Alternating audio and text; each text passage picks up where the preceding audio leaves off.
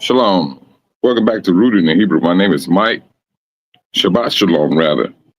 I'd like to welcome you back to Rooted in Hebrew. This gloomy day. Wait a minute. Some things that transpired yesterday. The government don't know what it's doing. The gold is up 3,000. And it seems like whatever they wanted to do is happening. And we know that this stuff had to come about. It's Bible prophecy. And it's going to hurt. It's going to hurt us.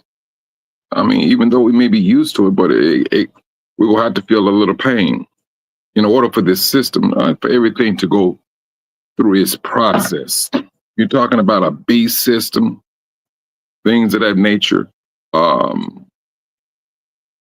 stuff got to come in. And we're going to feel the pain. We're going to feel it off the top. We're going to feel the pain. Everybody's going to do it. Shalom, Sister Van P. Shabbat Shalom, rather. We're going to feel that pain. I mean, we want the Most High's system of things. That's what we want. What we want. In order for us to get it, we got to feel a little pain with this exodus that we have right before us. Shabbat Shalom, Sister Linda Cross. We got to feel that pain. And that pain is right in front of us. It's not, excuse me. It's not on the horizon any longer. No. It's not at that horizon. It's right in front of us. And some of us are feeling the very, that's the word, the onset of it. It's when it get really deep. It's going to be trialsome. It's going to be trialsome. A lot of things that we thought we would never see in our lifetime, it seems like we're about to see these things. That's what it appears now. Shabbat Shalom, Sister Kathy Jones. It seems we're about to, no, ain't no seem. We know we're going to get into it. We know this is what's going to happen. We read over some of the, read, talked about scriptures, end time prophecies. Things are happening. They're happening. And we're going to feel it. The brothers and sisters out here say, hey, we need to prepare. That is true. That is so true. It's more so preparing our hearts. Now, and that's going to be the strongest part that we want to need. That's the strongest part we want to need, is a strong conviction of the Spirit. We're going to need that.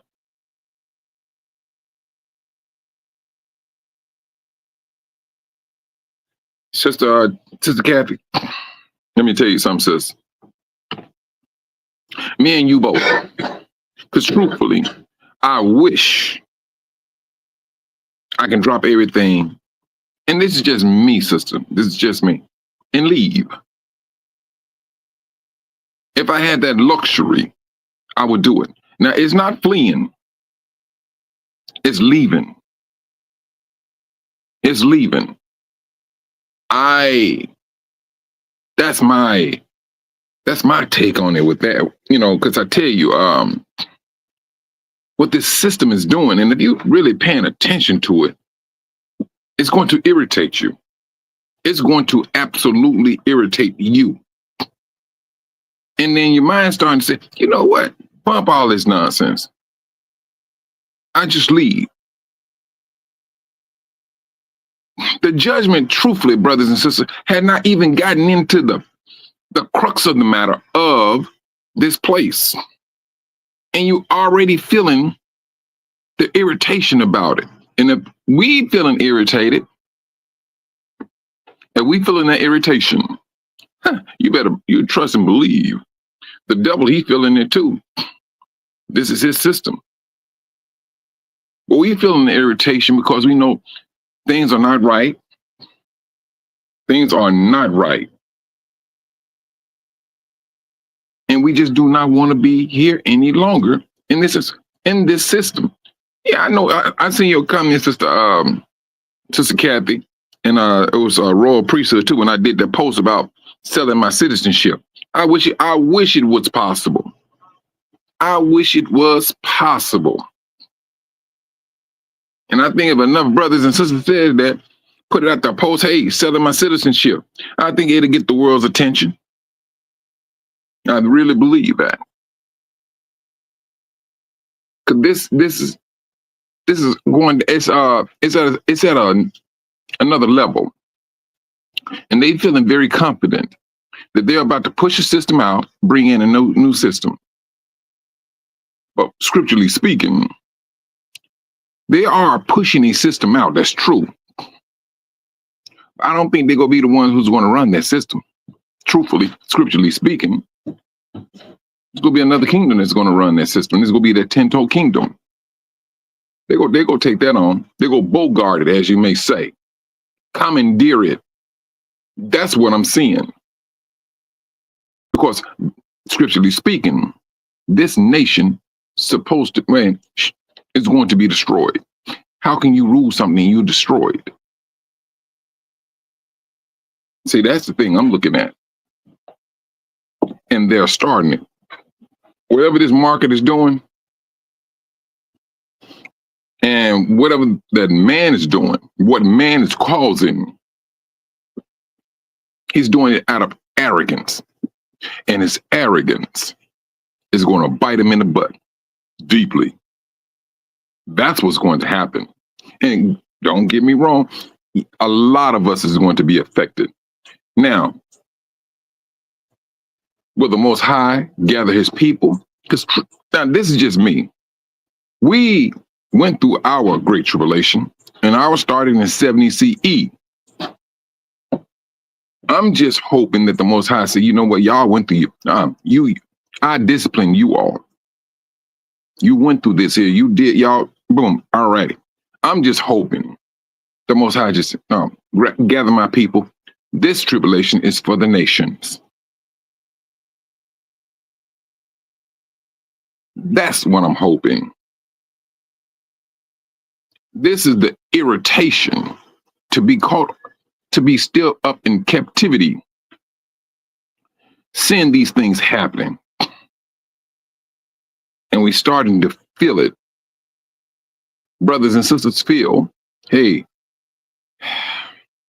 feeling kind of late to the party. That's what's going on. It's feeling like late to the party with this awakening. Or it could be this. That the Most High wanted us to be in this position because he wanted us to see his power. Because truthfully, we never seen the Most High's power.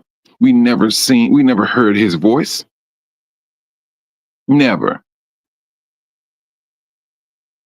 And it's been how many years? 70 CE, when the destruction of Jerusalem. Let's just start at 70 CE.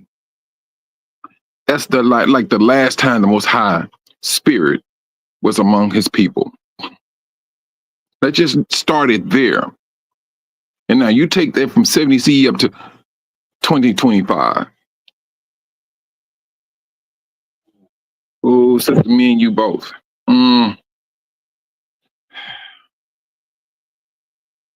It's the spirit with the brothers, and from what I'm seeing, and some of the brothers and sisters off their channels,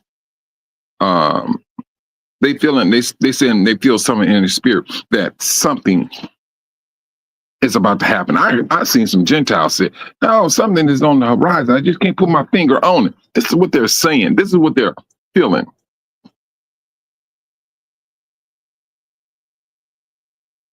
This is what they're feeling. We, mm,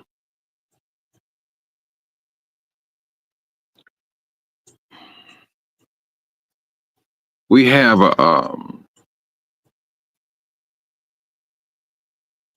a road in front of us. We do. We have a road. Like I said, the arrogance. They push it. They putting it out there. They're letting you know this is what they're doing. They're always on TV saying this, talking about that. It's just so many different elements to their system. So yes, it's not confusing. It's just a big. It's a big bowl of distraction because there is something else that they're doing to keep you away from the more important matters. That's what I'm feeling. And if you're feeling a certain way, I mean, I'm gonna say if you're feeling a certain way, we are feeling a certain way. We've been feeling this. We've been feeling this way since we came into this world. But with the awakening, now that's a totally different story. Because with that awakening, you realize who you are, who we are, and the promises that the Most High made. Hmm. Call Willie for me, man. Call Willie. Hold on just for a moment. Hold on just for a moment. Let me take this phone call.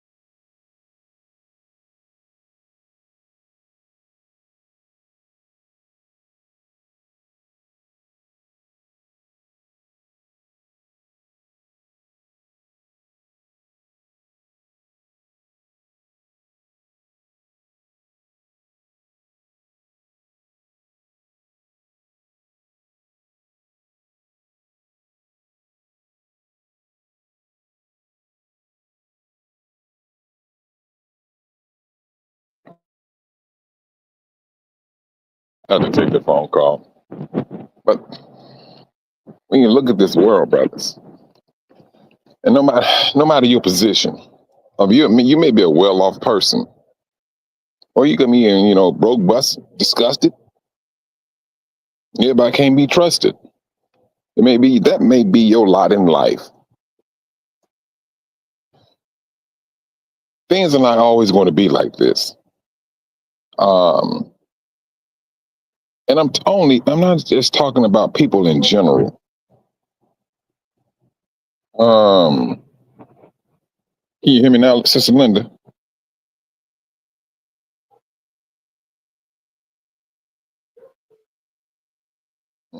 Wait a minute. Maybe something is happening. Hold on for a moment. Oh, wait a minute.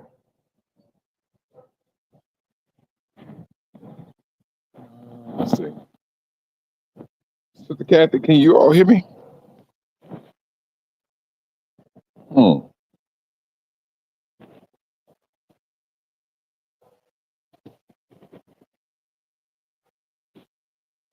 Let's see. Let me do it this way. Oh, wait a minute. Hold on. Okay, you can hear me. Okay, okay. But like I was saying, um, this stuff can be depressing. It can. I mean, truthfully, we are in captivity, and I mean, even if we left and went to a different country, still gonna be captivity as long as Satan is roving about. The captivity is this is his thing. This is his system, and we are up under it until, like the Most High said in Revelation chapter 12, um, Revelation chapter 12, where he said he's going to gather his people away from the face of the devil. That's what he said he's going to do. And so once we're away from the devil, oh, that's when we can breathe. That's when we're going to see the shift of of the world. That's what we're going to have. And man, what's going on here?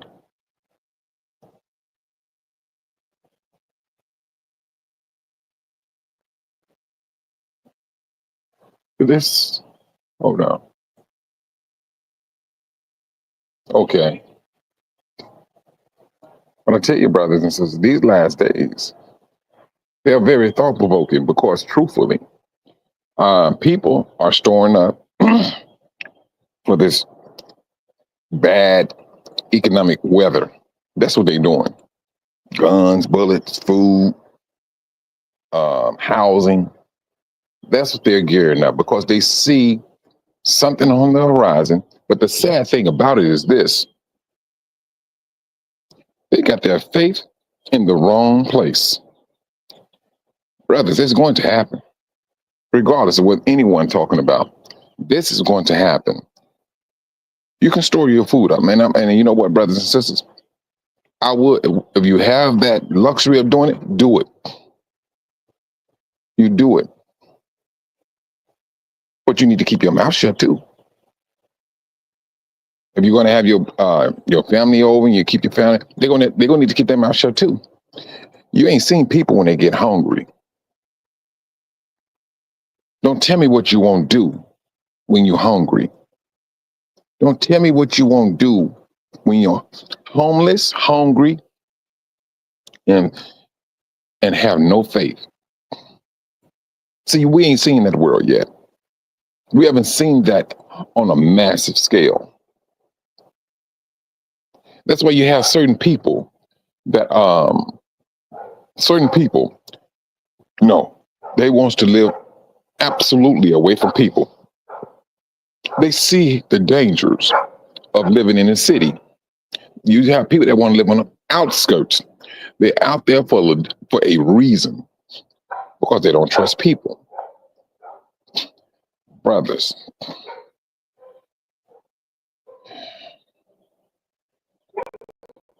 you want to see people just get out of control, let them get hungry. Let them go 3 days, 5 days without eating. Panic kicks in. You think we had a tribulation in 70 CE, although, hold on for a moment. I forgot. I forgot. And I just hit my mind. I heard your voice. I ain't on the phone. All right. I forgot. I get it, bro. Hold on just for a moment. Mm, mm. You know what? I can do it right here.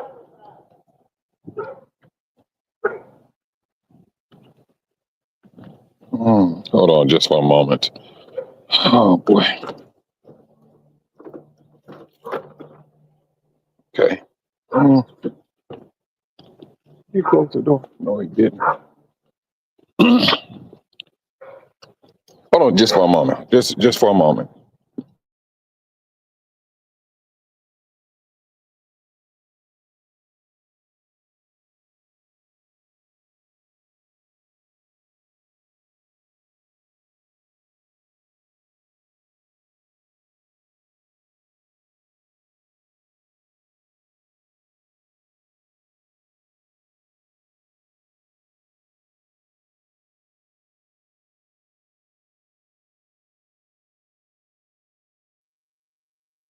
I'm sorry about that, brothers. I'm back. Just oh boy. But have you ever dealt with a system? No way. I know we ain't ever dealt with it. But have you ever dealt with when I was in Africa? There were some people there who did not have food to eat. They didn't. But this is the thing they always had, though. If they're in a city, what they would do, they would literally leave and go back to their village because they knew and they know they always had food there. You know, and one guy, he was saying, he was an alcoholic though, and once he go back, he feed himself, he take care of himself, and then he end up back in the city. But every time that falls upon them, they go back home. They go back to their village, climb a mango tree. Oh no, climb it or walk up to it. Usually, if you in the village, those trees are extremely large, and those fruits are, they heavy, so they hang down. You can just walk up to it and grab it, and and walk on about your business. Not so here in the States. That in the States, brother, please, no. In the city, and especially being here, we don't do things like that. People were worrying about how their house look. And see, truthfully, they want all these types of flowery trees in their front yard to show off. And now it's about to bite them in the butt now. It's about to bite us all in the butt. We was worried about the system, or the Joneses rather. When in essence, you should have been having things in your front, your backyard, that could serve as a means of living, as a means of survival. But this system, it really moved people to believe that there was nothing that was going to change. And now that change has started. Now it's real. Now people are trying to come together, pull together. And truthfully, and it's not a lot of people, only the ones who really see what's going on in this world. They preparing themselves now. All right, this is happening. We got to move this way. And it's the ones who still stuck. I'm not going to say stuck and stupid. Who just looking at the world, as the world turns. Those are the ones that's going to be the dangerous ones. Then you're going to start seeing people ganging up, kicking in doors. I remember some years ago, it was back in, was it in the 90s? No. It was the early 2000s in my hometown. My cousin had a stepson, and he got with some boys, and they was what they would call us kick and rob. That's what they called it. And they had a habit of doing. They had this habit of doing it so bad in Pine Bluff, Arkansas. So they would just run up to somebody's door, kick it in, and they will rush inside. So yes, it'd take anybody by surprise, right? And so they will rob people, coming in with the guns and everything. They rob them. They in and they out. But one day, there was this old white man in a wheelchair. And my cousin's son, he was feeling himself. He thought, hey, it was an easy thing. They're thinking this stuff is funny. So they scope out this old white man. They feel, figuring he had money. So from what they told me, my cousin ran up there, kicked in this man's door. He ran up to the door, kicked it in, came right in. The old man was sitting in this wheelchair. And my cousin was in there. And they said that they didn't count on that old white man having a 357 Magnum. They said he pulled out a 357 Magnum. If any one of you all know what a 357 Magnum is, you know that gun right there, it sends you to the hereafter. That bullet will. And it sent my cousin right that way. They said he died before he hit the ground. See, but my point of saying it is, we ain't seen nothing yet. That right there was on a low scale. This system, what they're trying to push in, it got to be a conflict. It got to be confusion that they got to bring in. Shabbat shalom, Brother Robert. I'm glad you were able to make it in today. It got to be chaos. It got to be.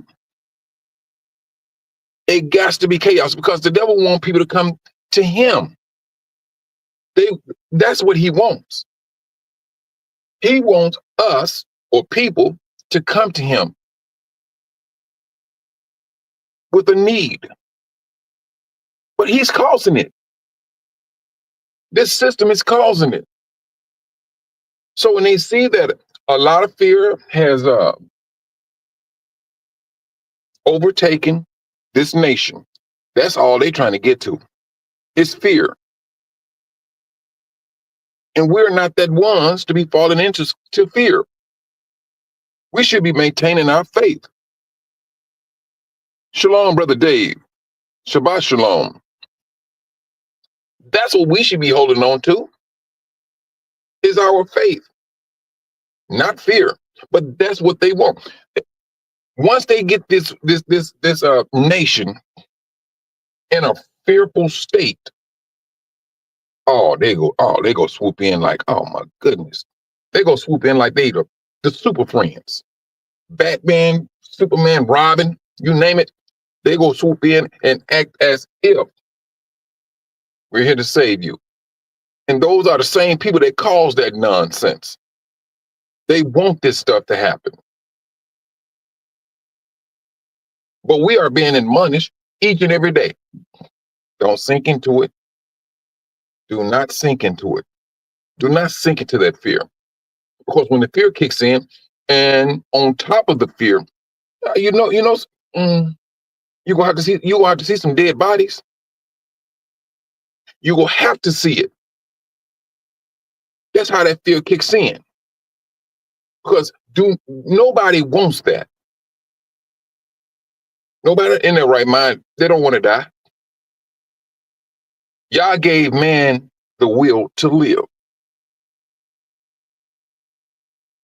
But this system's saying they need that fear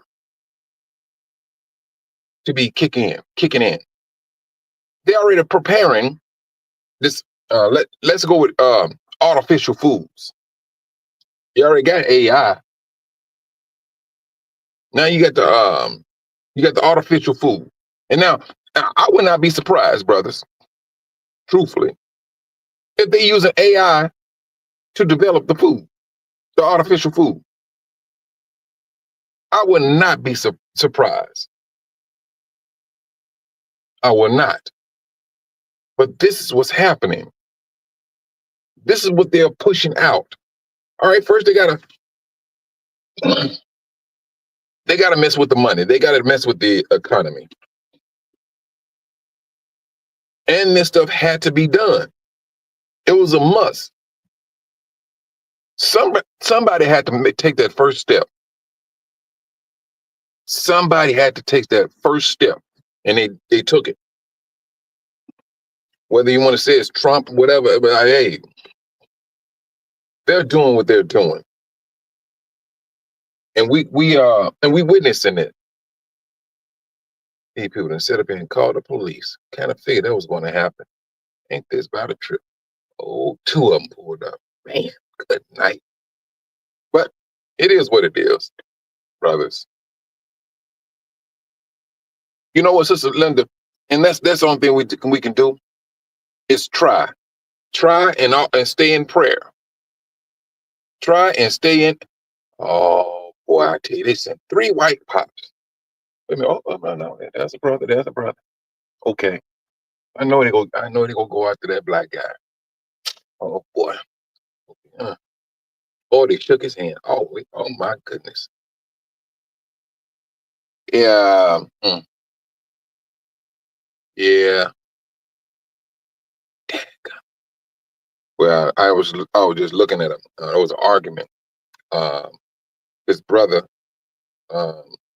came to these people's houses and he was complaining about something. But I didn't see him hit nobody or nothing like that.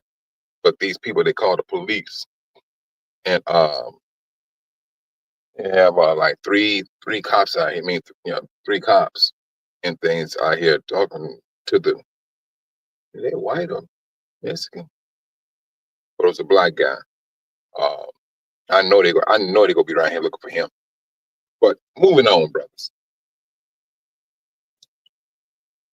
There's going to be there's going to be a domino effect. Oh, sister, you know what? Sister Linda Cross, let me tell you something about that. It does not taste the same.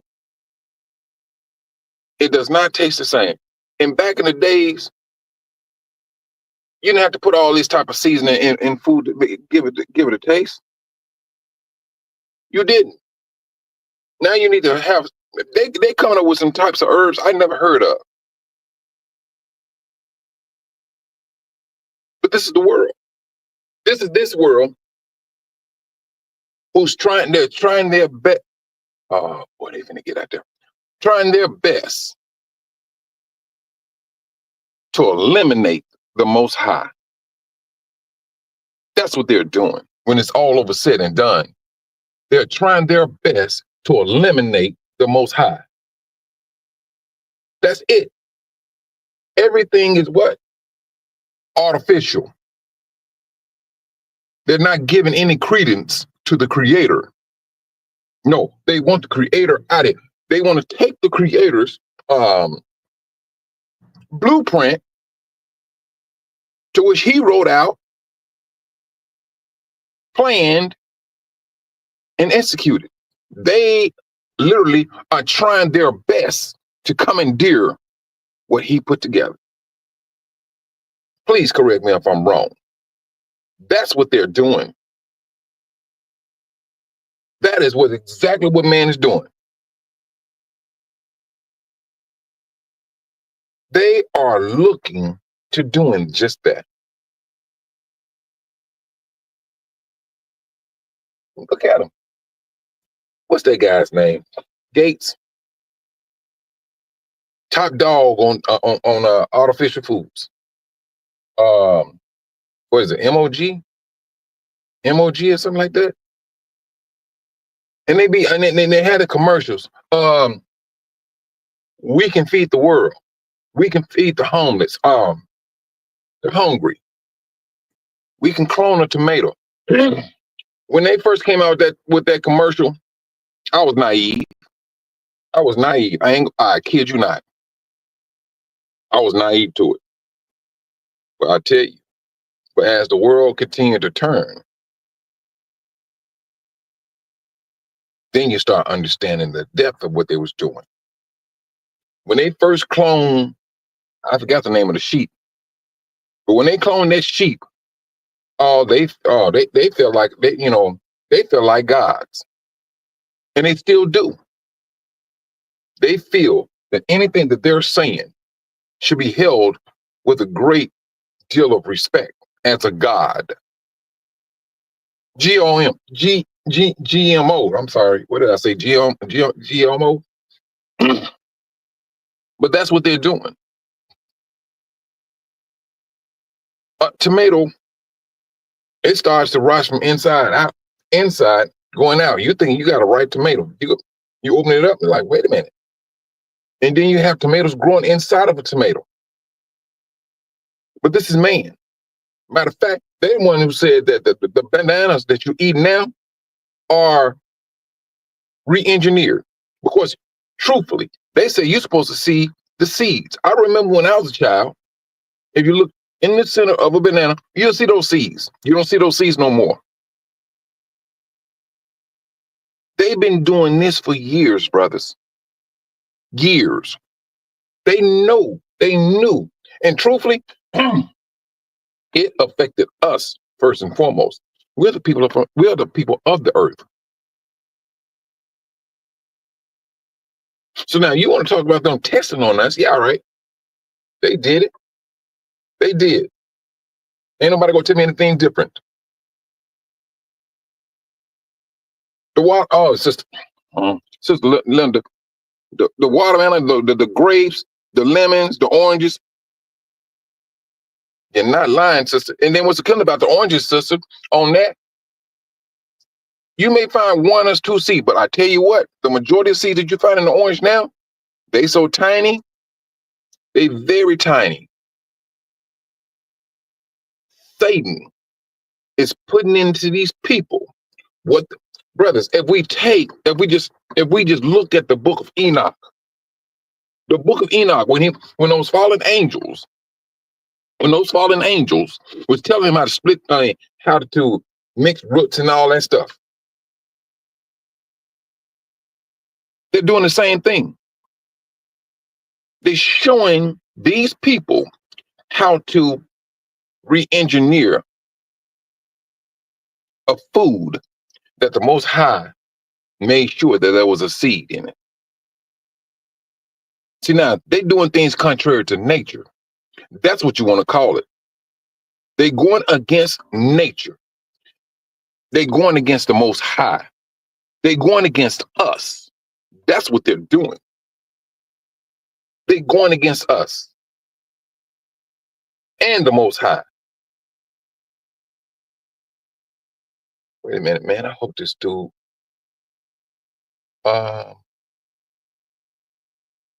Shucks. Hold on, brother. Let me pull him out. I think we got this dude. And my cousin, he's going up there with the police. I'm quite sure they got that black guy. Shucks.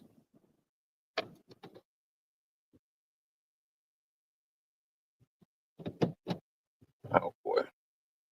But anyway, this is what this system is doing. This is what this system is doing. And they got all this stuff planned out. You got all of it planned out. But at the same time, brothers and sisters, truthfully, and I mean,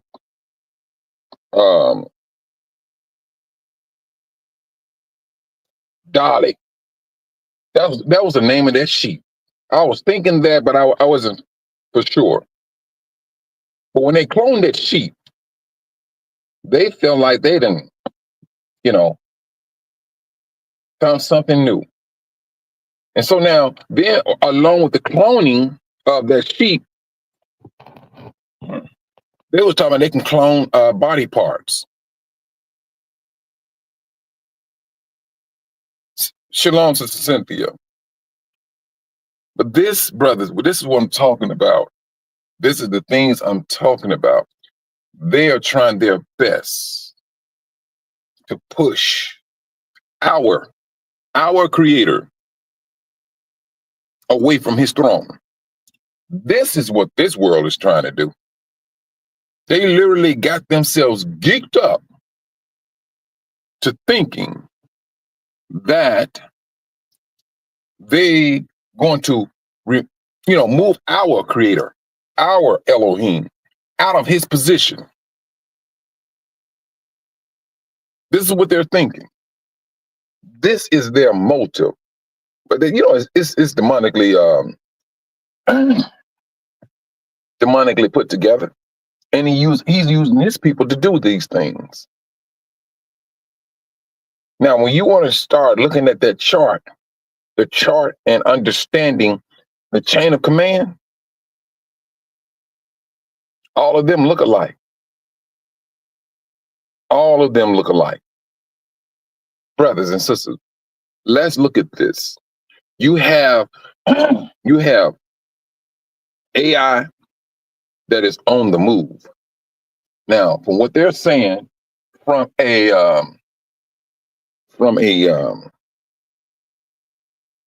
standpoint, China has the United States just faded. That's what they're saying. On AI. They're already ahead of the game. They're already ahead of the game when it comes to AI in China. Trump is talking about building a massive thing, AI, that's going to cost like what? $5 billion. That's what he's talking about. And people are starting to do what when it comes to AI? And AI been around here for a long time, brothers and sisters. Let's not misunderstand that. Because if you ever say, hey, Google, and you answer the question, that was AI. A lower form of it. And like I said, brothers and sisters, this is how they came in. They came in so low till we thought it was good. But the longer we sat back and the more we used it,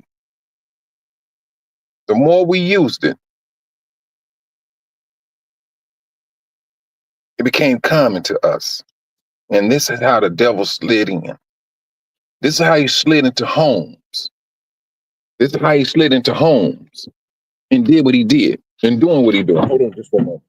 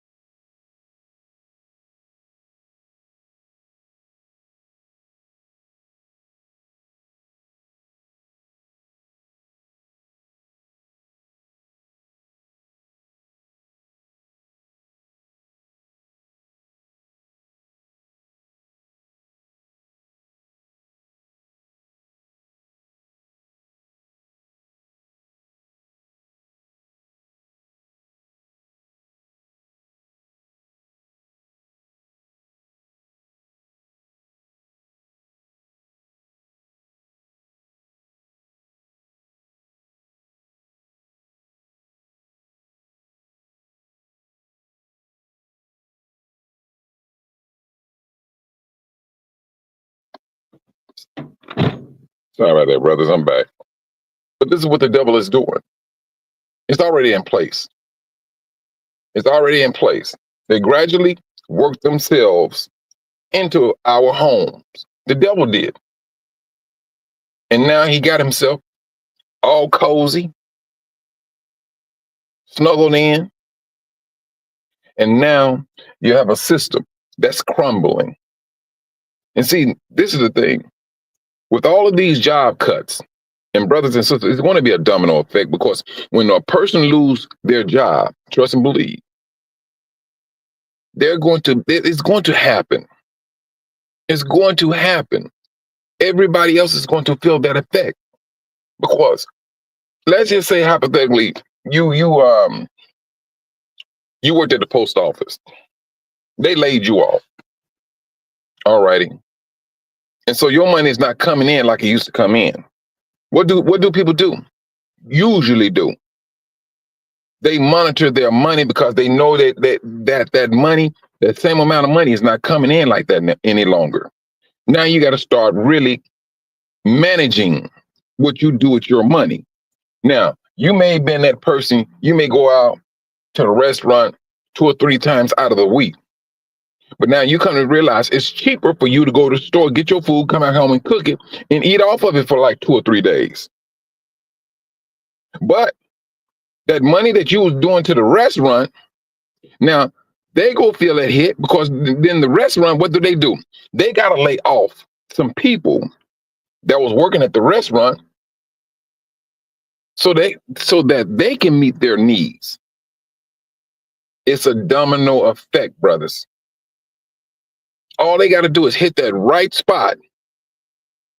And they saying that right spot is the trucking industry. That's what the world is saying. And if you hit that spot, hey, there you go. You will have a system that's going to tumble. That's what they're doing. Everything is already in place, brothers. I know, and I'm telling you from my experience. When I was working with AT&T. They gave me a job, and I went to the job. Went to the site, but it was empty. There was nobody there. They just told me to do the work what I need to do outside. So I had to climb on the ladder. I looked inside, and I said, "Man, this is a big old warehouse." Had like syringes, medicine. It was as if anything ever happened, that was their storage spot. It was for the city. Trust and believe, brothers and sisters. These people, these officials, knows exactly what's about to go down, and they already got themselves prepared. They're not worried about the masses of people. They're not, because if you're looking at it, the Deagle report, they want some people off this planet. What is the best way of getting people off this planet? Starvation. If not starvation, deleting people, fighting over food. They're bringing in this demonic system, and once the fear has hit a particular level, that's when they want to run in there with all of this food. They go say, "Oh, we have we got camps, we got a FEMA camp for you where you can go, brother." I just looked at Truth Unedited yesterday, and it was about a few months ago. I know Jacoba was talking about that. I wouldn't do it. I would not do it. Yeah, the restaurants, Sister Van P, yes.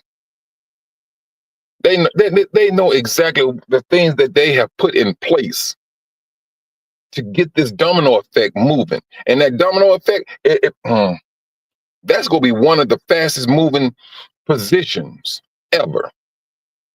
And brothers and sisters, if you think that you may have a problem or a domestic issue and you calling the police, please. No.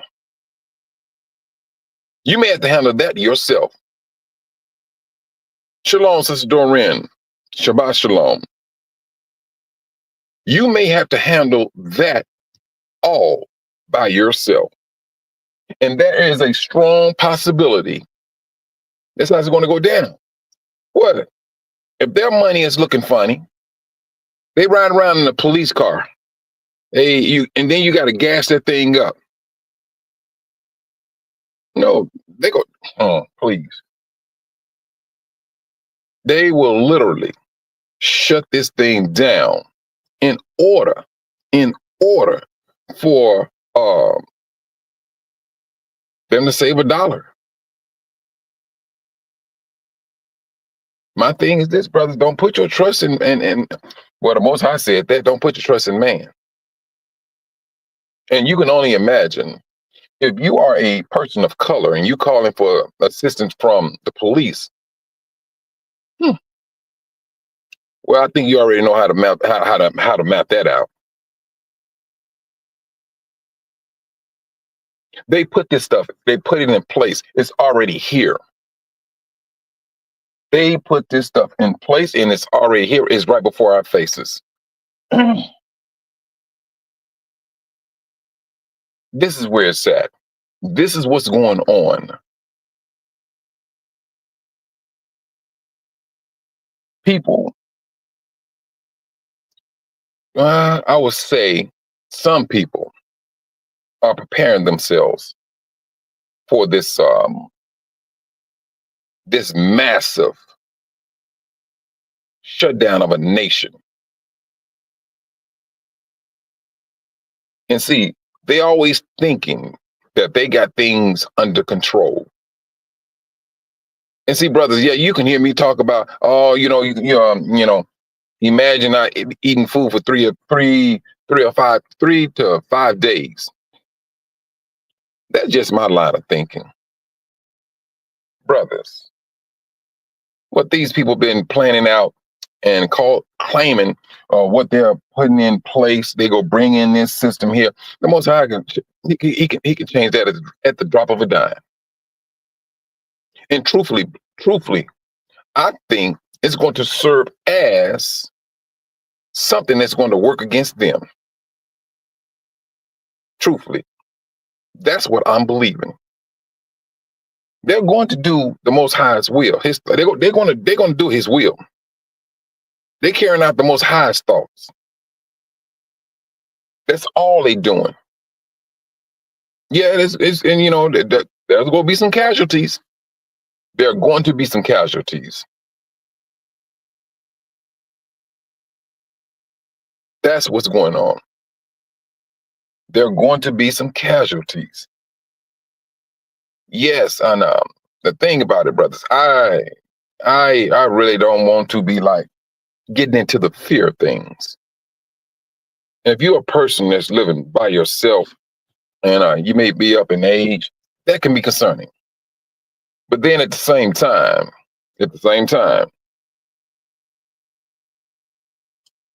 how many of you brothers and sisters have the patience for a person to move in your house or you to live with someone?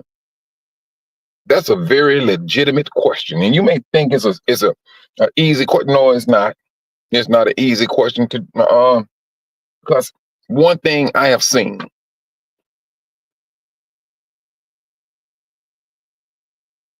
you're a stranger. You may be friends or whatever, but you're still a stranger. You may do things differently in your place.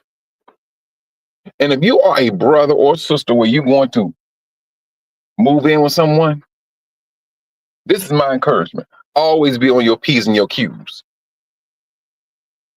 Always be on your P's and Q's. I'm serious. Because they have their way of living. And truthfully, brothers and sisters, it's best that you get to know brothers and sisters. Because just because we brothers and sisters don't mean that we always want to see eye to eye. You may see eye to eye on certain things, but up under the same roof, man, please. But me, hold on. Trump said he wants the post office to be ran by a private. Don't say that, Brother Robert.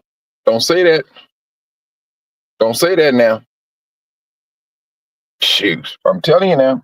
You have brothers right here going and getting trucks and everything. Load this mail up. All right, we'll do the private sector. In order for brothers to feed their family, yeah, they'll do it.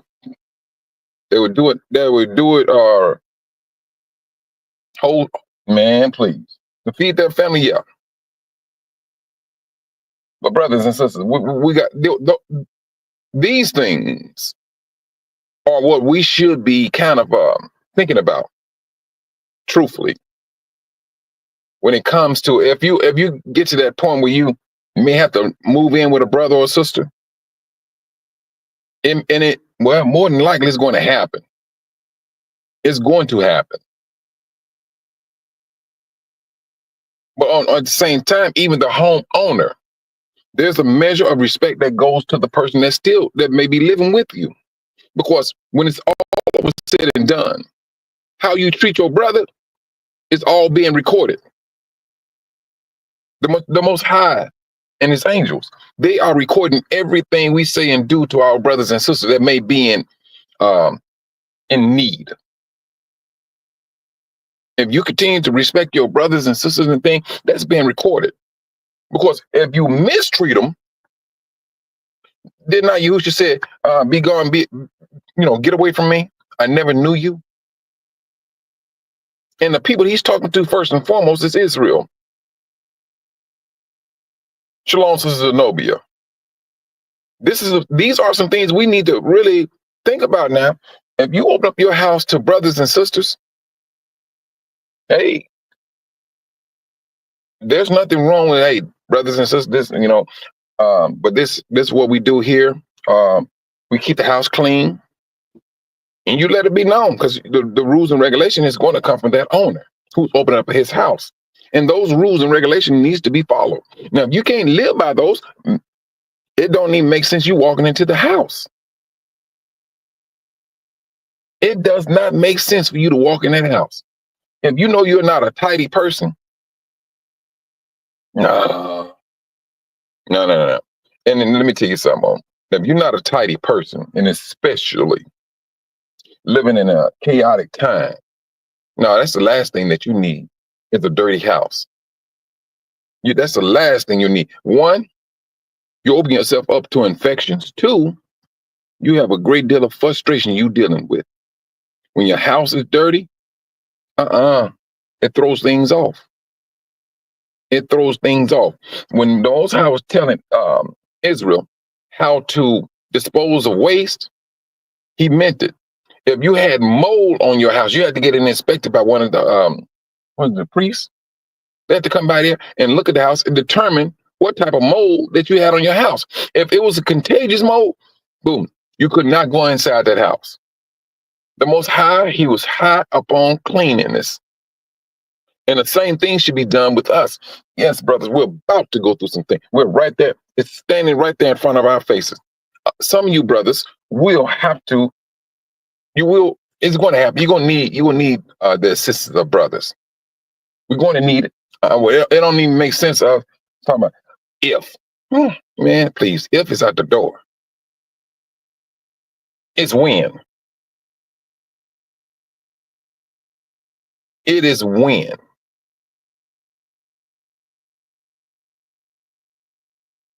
That's the thing.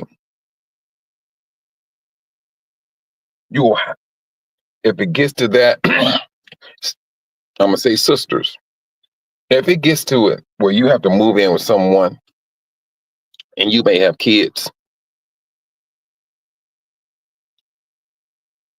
you may have to allow that homeowner not necessarily to discipline your child, but may have to, say something to them when they're out of line. You may have to bite your tongue on that one, because you're up under someone else's household. You are the one in need. And there is a measure of respect that got to go to the homeowner, the brother or sister who's opening up their home to you. There's a measure of respect that goes to them. There's a measure of respect that goes right back to you. In order for us to maintain peace.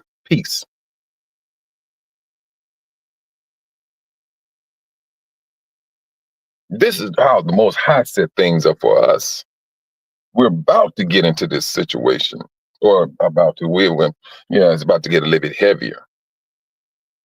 Now, whatever's going on with this market,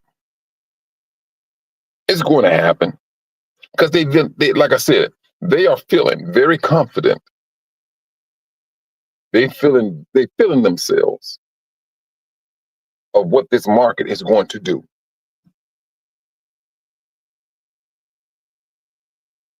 And whatever it's going to do is going to wreak havoc.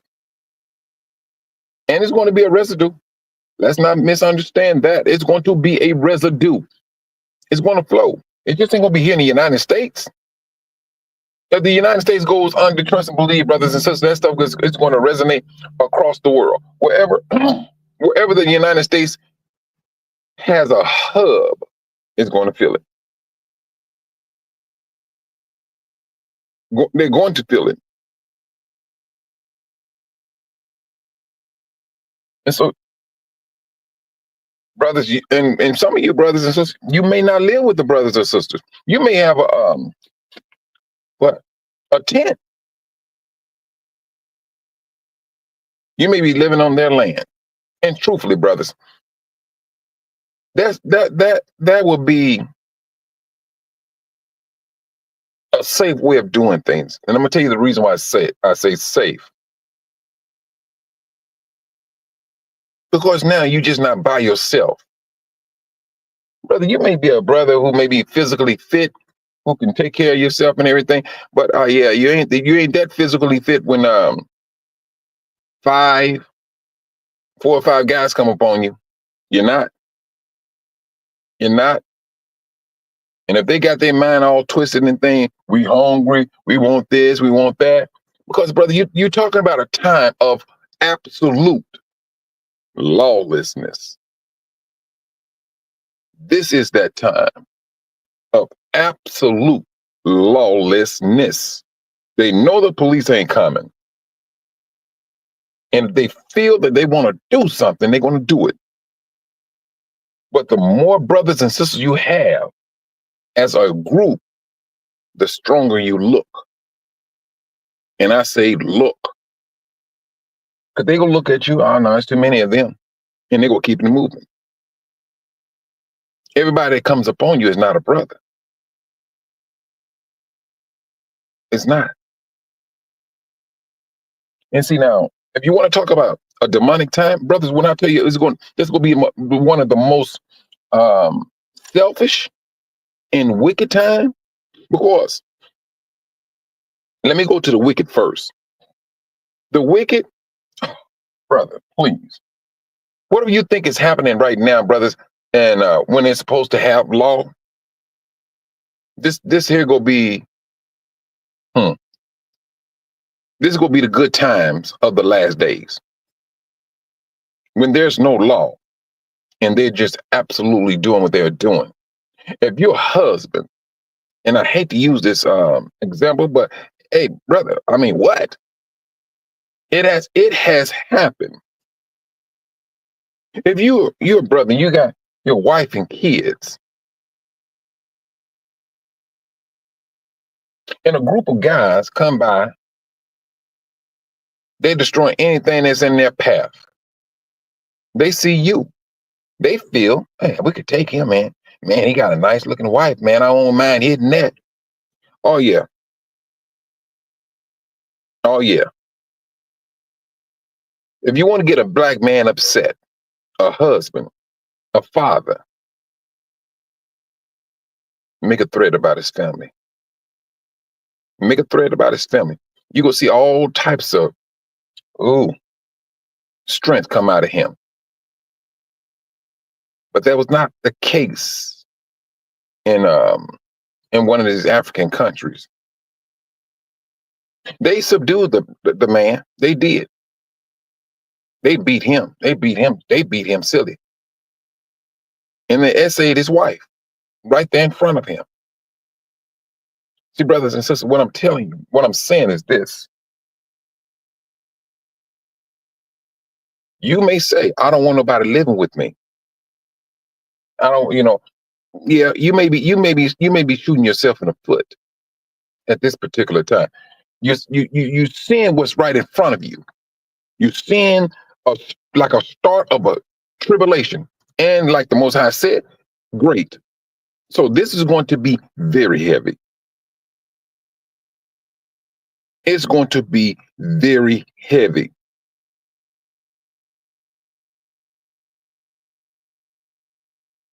That's the thing.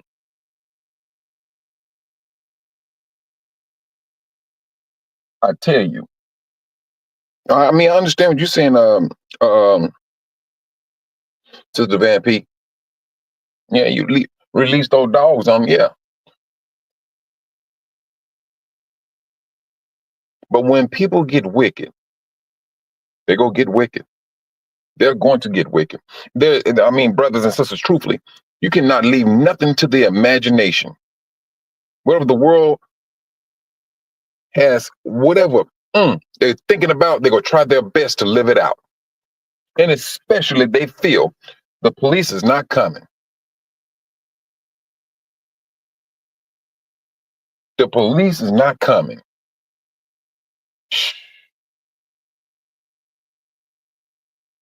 But brothers, they will have to protect their houses or their homes.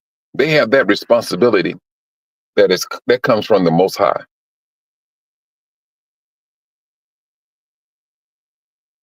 You as well, Brother Robert. This is where I remember the reason why I say about living with people. Our house was like, it was always open up. My mother, she had her friends, they always come, and her friends had kids and things. We always had an open house, always. My later years, when I'm like a teenager, my mother let three sisters move in. We got used to them, and once they got on their feet, uh, they got married and started their own families.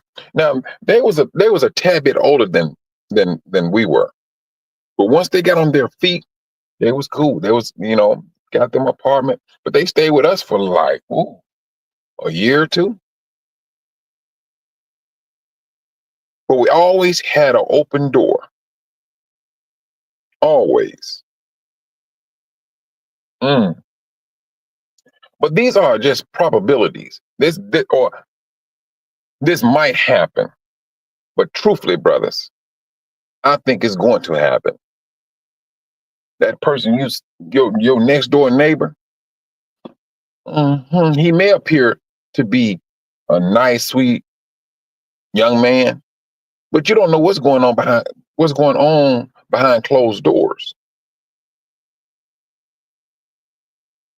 Period. You don't know what's going on. But brothers, you know for a fact you got to protect your family. That's one thing you got to do. You got to do that by any means necessary. So now, yeah, you're gonna have that, the communities that's willing to work with you. Now, if you, like, say for instance, you live on a block, and y'all start to protect yourself as a block. You talk to everybody that own their home or staying in the home. Hey, how we go look out for one another? And then anybody that a car pull up, bam, you know exactly what you need to do.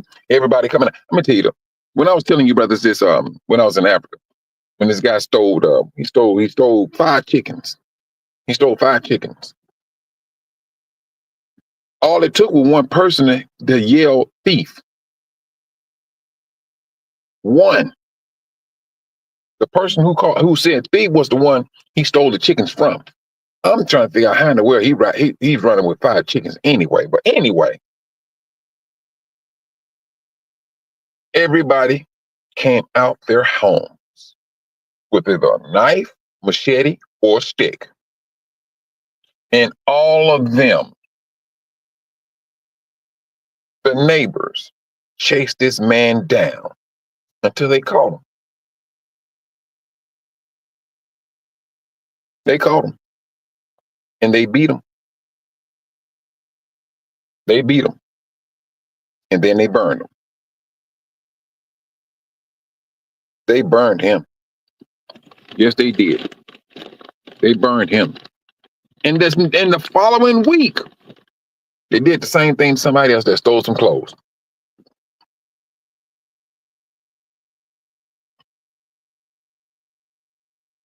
But they have that understanding in the villages. Truthfully, brothers, if you live in that type of neighborhood where you know your neighbors like that, talk to them. Sit down and see what you can work out. Because you're going to need that strength.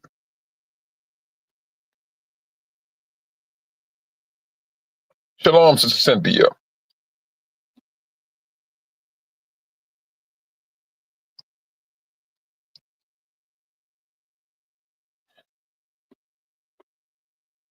What they have out here, brothers and sisters, is very demonic.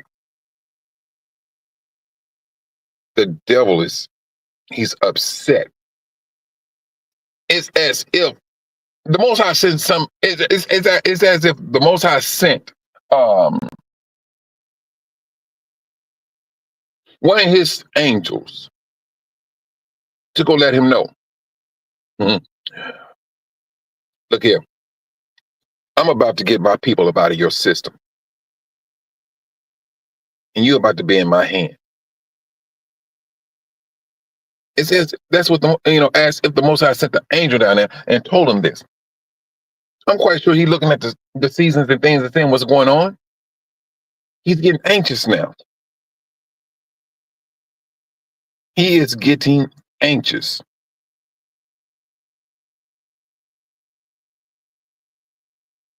That's he's getting very concerned.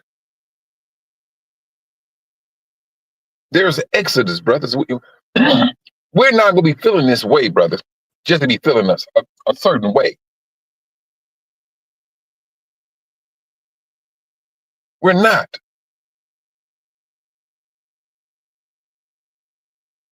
We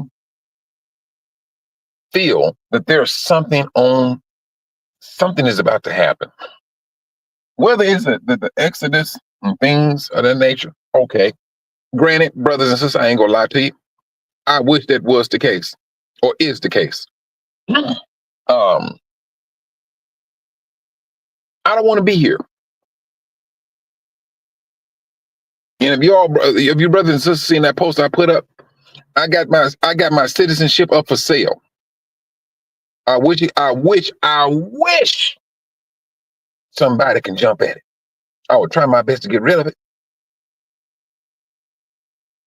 Oh, if it was all possible. I kid you not. And it's not fleeing. It's just the fact that I don't want to be here. I know for a fact I'm not part of this system. That's one thing I do know. I don't care for this system. I do not. Did not the Most High said, those that love the world, the love of the Father is not in you. You cannot love this world, brothers. You cannot. You cannot love this world. When I seen some brothers, and they stated that you still have brothers and sisters out there that vote. They still vote. I don't want anything to do with the system. Nothing. Nothing at all. The Most High said all of these things that's going to take place with this exodus of his people. Or they're going to leave with great substance and things of that nature.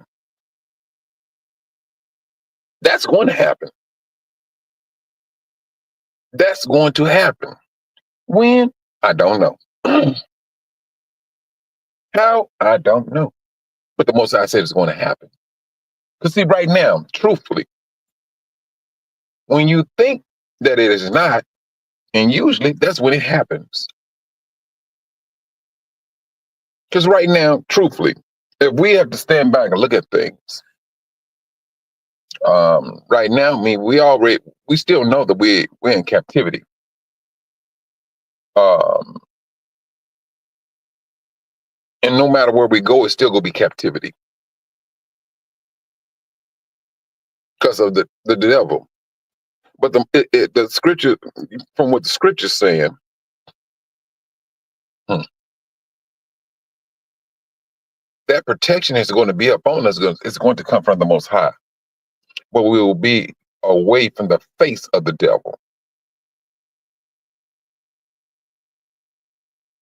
I tell you, we're going to need that. We're going to need it, brothers and sisters. We like I said, we went through some things. We did. We went through some things. Some some of the things. I mean, we had to attribute it to our forefathers and their disobedience, and we suffered for their actions. That's what we did. We suffered for their actions.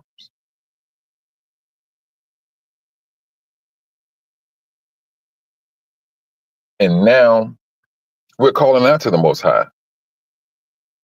We want to know, we want to get to know the Most High. We want to feel his protection. We want to feel his spirit upon us daily. That's what we want. We want his laws so that we can regulate our life. That's what we want. That's what we thriving for.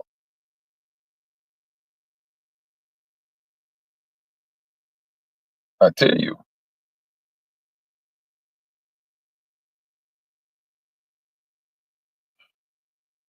This stuff is about to go to a whole nother level, brothers and sisters.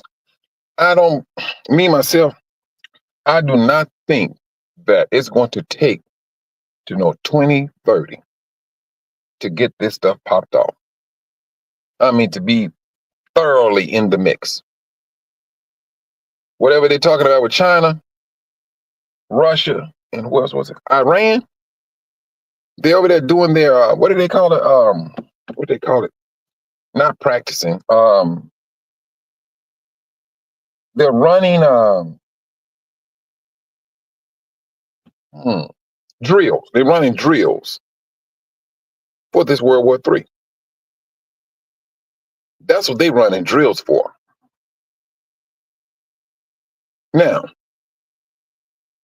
if this thing with World War III get popped off, and then at the same time, you got this economic nonsense that's going on that, they pushing out.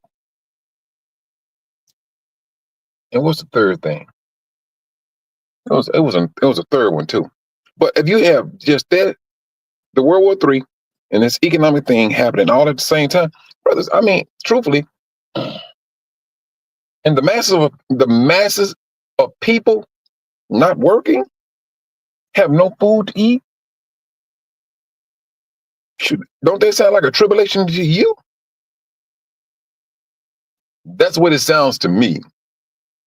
That sounds like a tribulation. And see what they're counting on. What they counting on is not going to pan out the way they think it's going to pan out. But they're so used to getting things their way. If they got to lie, cheat, steal, or kill.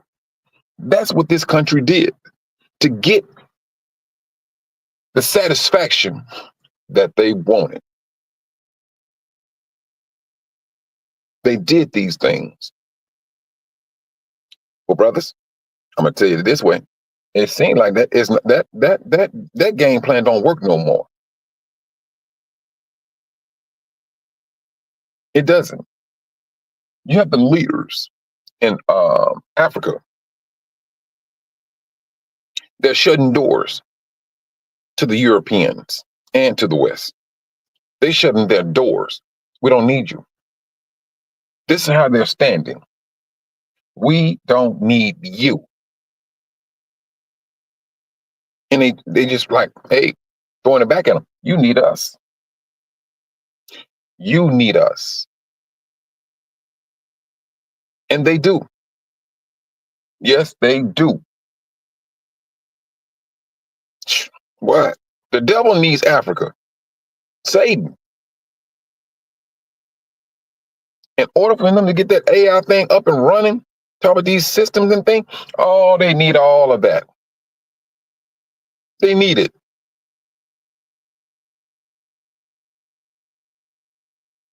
But I tell you, brothers,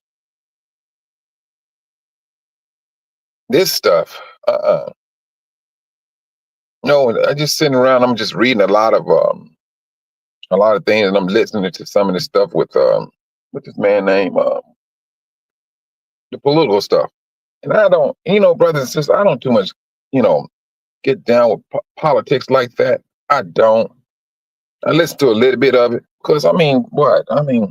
That's just not my cup of tea. Never did. I never voted.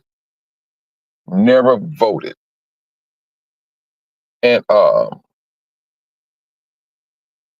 just one thing I always looked at, not one president did anything for black people. And please, they be throwing Kennedy up there because he gave us some food stamps. I like, man, please. It's what you gave and what you took away. You gave this here, but you took a great deal away. And they knew what they was doing. See, that's the thing I'm be looking at. They have not did anything for us. There is no type of, faith that we have in this system, period. And don't they see me on this thing? They go having a whole conversation, talking over the truck. I know they see me on this live. I tell you, these old country hillbilly boys. Hold on.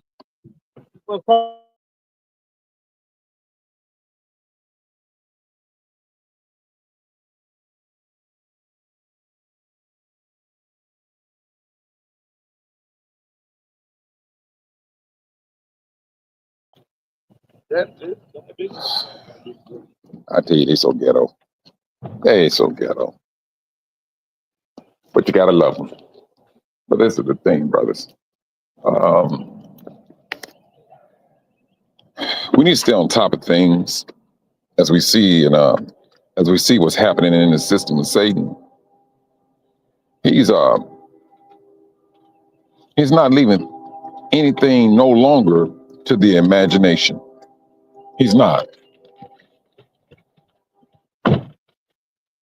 He's like showing himself. That's what I'm seeing. It's if he got to a point where he's tired. He wants to be seen. When you're bringing out AI and AI is saying this here and they saying that there and thing, and they now there's one thing I would say,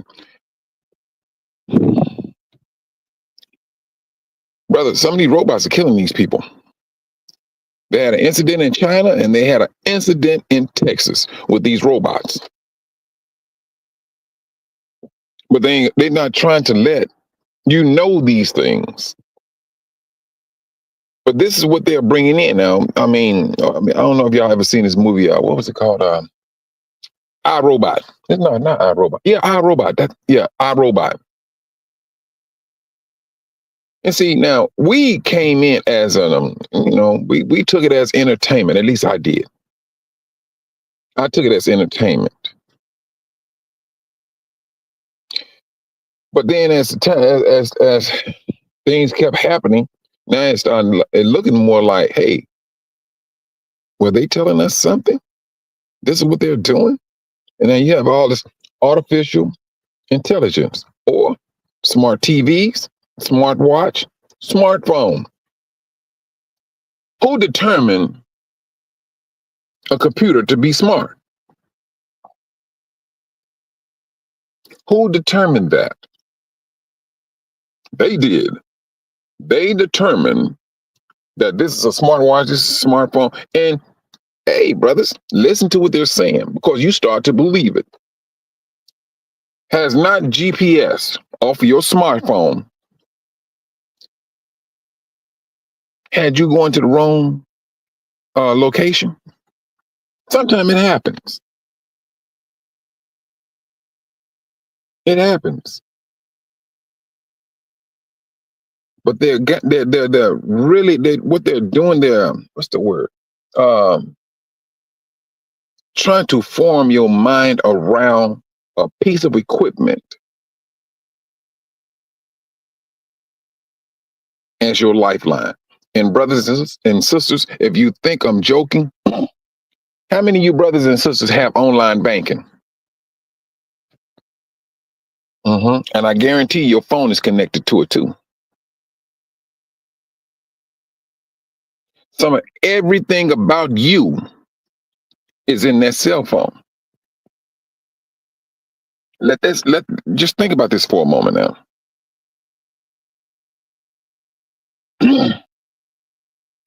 Do you see how you went from a home phone and back in the days, oh no, we knew our family phone numbers, home numbers that was.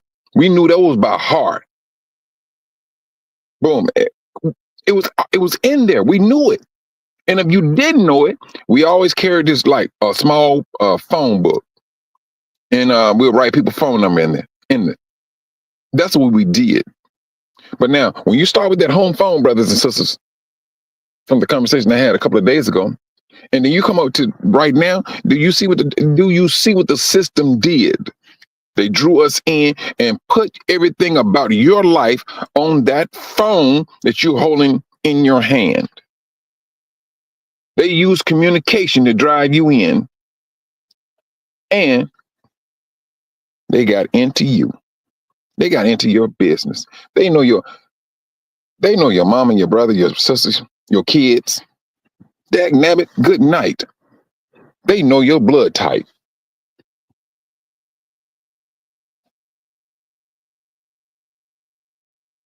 This is how serious it is, brothers and sisters. I mean, what? If you, matter of fact, if you're a person that jogs and you want to monitor your heart rate and everything, brothers, they know that too now. They took it from your home to it's in your right hand. It is absolutely in your right hand. Oh yeah, what you talking about, Sister Kathy? Yes,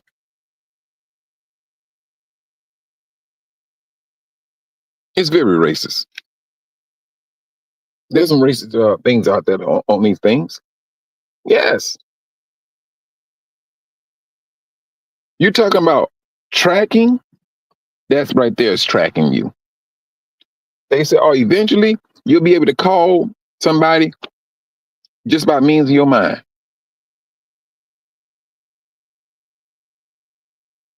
This is Satan's system, and brothers and sisters, when the Most High said, if you love the system, the love of the Most High is not in you. He means that. What he created is absolutely good or perfect. Why is it that the devil thinks he can add more to what the Most High created? So watch. Oh, just let me tell you something. This is what I always said. Um, all technology is not good technology. Truthfully, for the most of it, it's bad. Because the more you get into it, the more you see fallen angels' hands are in it. Now, the only thing, brothers and sisters, I'm gonna go back to Brother Maxwell, because if you look at him, well, I'm talking about the Most High. That is, if you look at the Most High and you look at these fallen angels, what did the fallen angels do? They showed man how to unearth materials from the earth. And some of those materials served as weapons. Some of that materials served as technology way back then. But what did the Most High do? He gave that brother Maxwell the information of how to take static electricity out of the air, to which he created, and showed him how to wield that power, how to get power from out of thin air. The Most High did it absolutely opposite. He did not go into the earth. He didn't. That right there is massive, brothers. Understand that. That is massive what the Most High did. The brother gave all the thanks to the Most High. He said, no, the Most High told me to do this. He said, and to do that. And he did it. And it worked. It seemed like the brother was being obedient to me. Now the world, or Satan, is coming up against him. Oh no, he took some property from this here. Oh, the cars don't work. It's a smear campaign. Because one, you have one of his people who got an electric car. Now, he thought he was doing something good. Oh, this man came with a car that don't need charging. He's messing with my slave base mentality. I need some slaves. Now he got a car that does not need charging. We need to delete this man. Come on, brothers.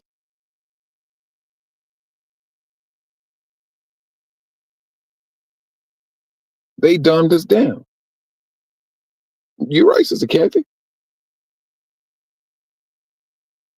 But this is what's going on, brothers. And so let's think about this here, brothers. Because truthfully, one of the brothers, they watching him like a hawk. They watching him like a hawk. I'm gonna tell you, the brother that came up with the machine that pulls ain't this something else?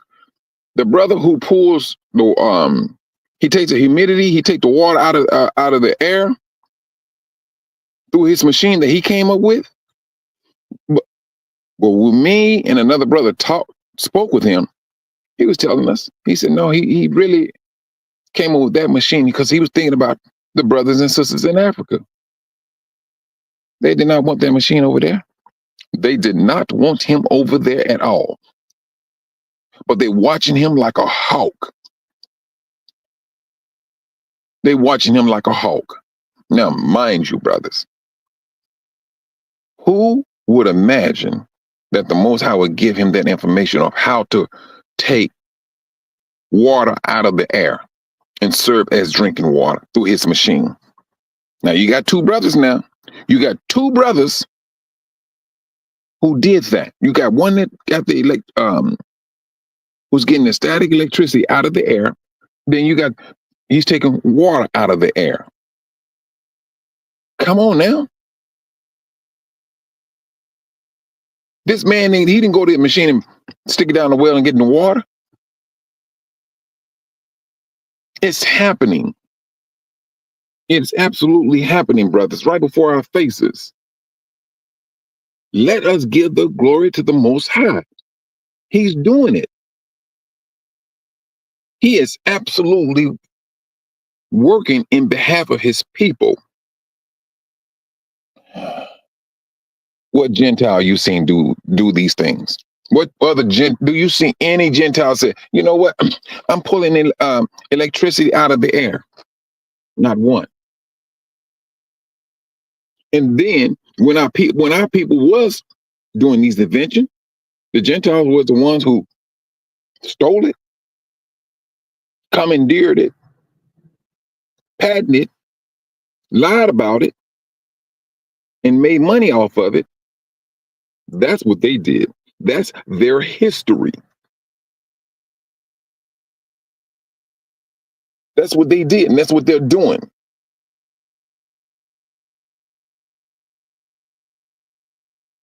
If we're seeing these two things, brothers, I would not be surprised. The Most High used one of you brothers or sisters to to figure out a way for massive growth of fruits and vegetables. I would not be surprised. Where you just come in and you just dominating the food industry. I would not be surprised. Because when the Most High shows up for his people, he shows up. We just got to be mindful of what we're looking at. It may not sound like much to you right now,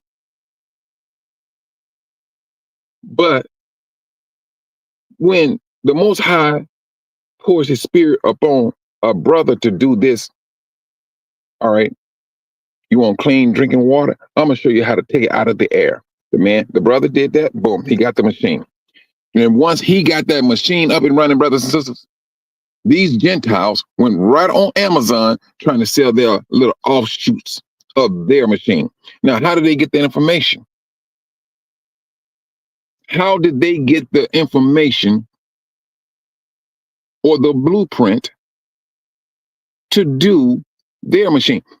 9 times out of 10, one of their friends gave us some information so they can go out there and do it. All for this brother's creation, like they always do.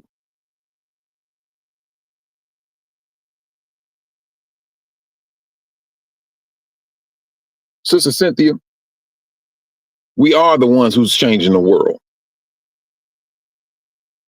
They just don't want to believe it. The nonsense that's happening right now, sister, it's because of us. We didn't make these policies. We just in captivity. It's the fact that the Most High is pouring his spirit upon his people to let us know, to give us feel, hey, I'm about to do something. I need for you to brace yourselves. I need for you not to feed into the fear of what's about to happen. That's it. That's it.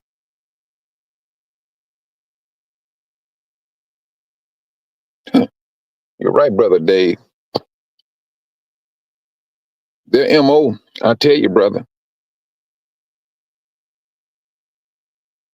right now it's looking good for them. It's looking very, very good. And they feeling themselves.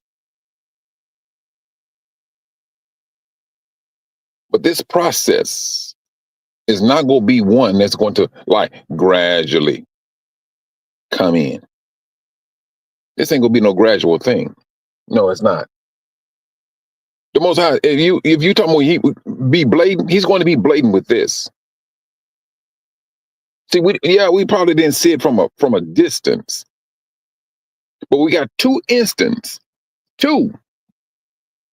where the Most High told this brother here to take, hey, this is what you need to do. Put this box together, and it's going to create electricity, power rather. It's going to create power. When I was in Africa, and we were speaking with this doctor, and the doctor was like, "Yeah, the HIV is out of control." And so I was asking him about the medicine. They said, "Do y'all have the medicine where you take like I think it's once a year?" He was like, "No." He said, "They got that in the United." I said, "Yes." I said, "If it's not a year, it's about a month. You take it once a month or whatever, but it's like undetectable." And he said, "Wait a minute, we have something like." He said, "But it don't work." But then at the same time, now, brothers, let's not misunderstand this.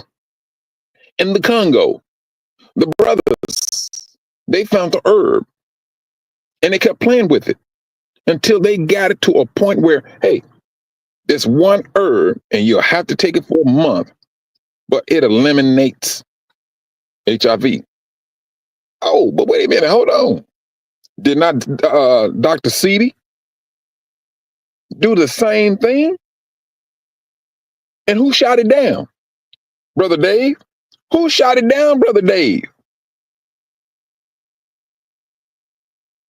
The people that carrying that same MO, they shot it down. The same people.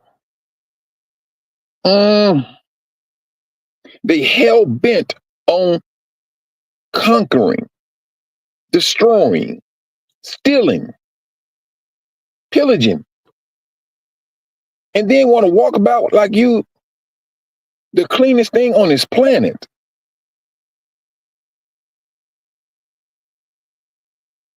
And then they got us feeling that we can't do nothing, but we can do something. All we got to do is stay together. That's all we have to do is stay together, put our minds together. You got brothers in the Congo. Hey, and now I just found out 2 days ago. And brothers, I'm going to talk about something, and it may irritate some of you brothers and sisters. I mean, it is what it is. They sent me an image of this brother a couple of days ago. And brothers and sisters, this is the reason why I said, be very cautious when it comes down to, cautious. Be spiritually alert to being obedient to the Most High when it comes down to your relations. Preferably, well, I ain't gonna say preferably, moving in on anal sex. Monkeypox is on the rise. And that's where they're noticing where it's deriving from. So this brother, well, I'm sorry, this sister sent me a video. They saying this stuff is on the rise in where they living at in Tanzania. Now that the government is very concerned with it. This man was wrapped up in that stuff.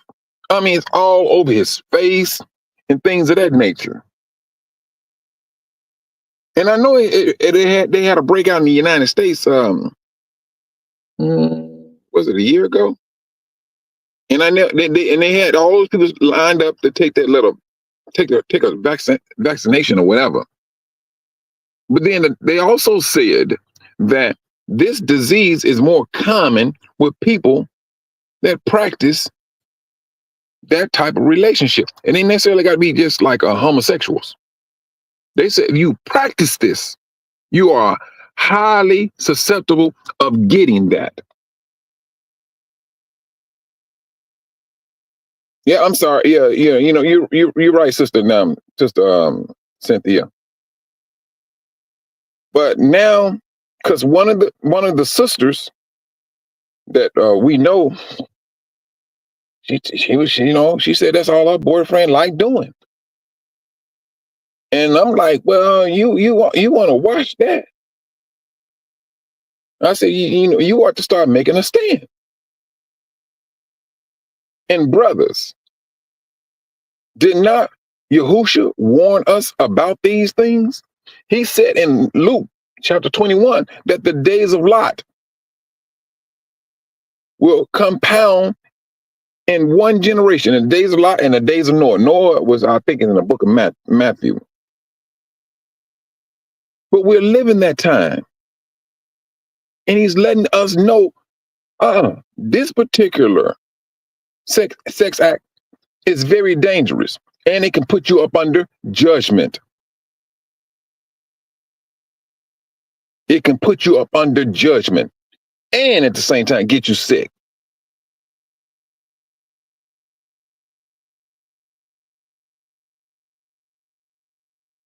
Oh, yeah, they said that about, they did say that about that. Well, you know what, Brother Dave, on that one, man, I was watching this video. It was like, early 80s. And,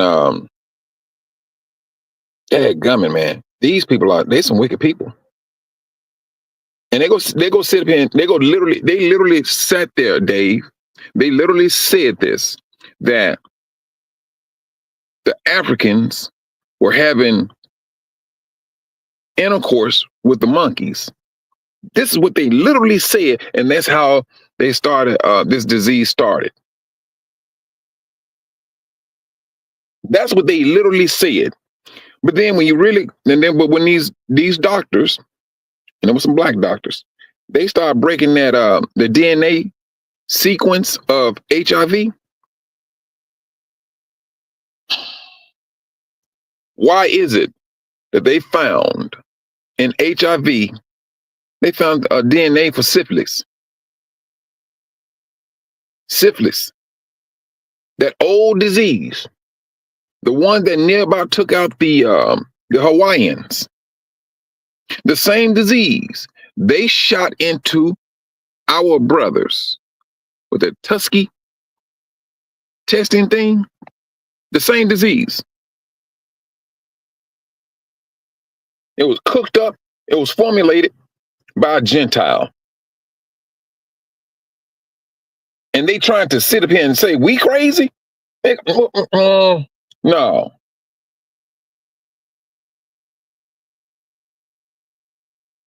But we need to be on guard against that, because the Most High warned us that the days of Lot, what is Lot known for? When you say Lot, everybody, boom, Sodom and Gomorrah. That's what all right, boom. We know that.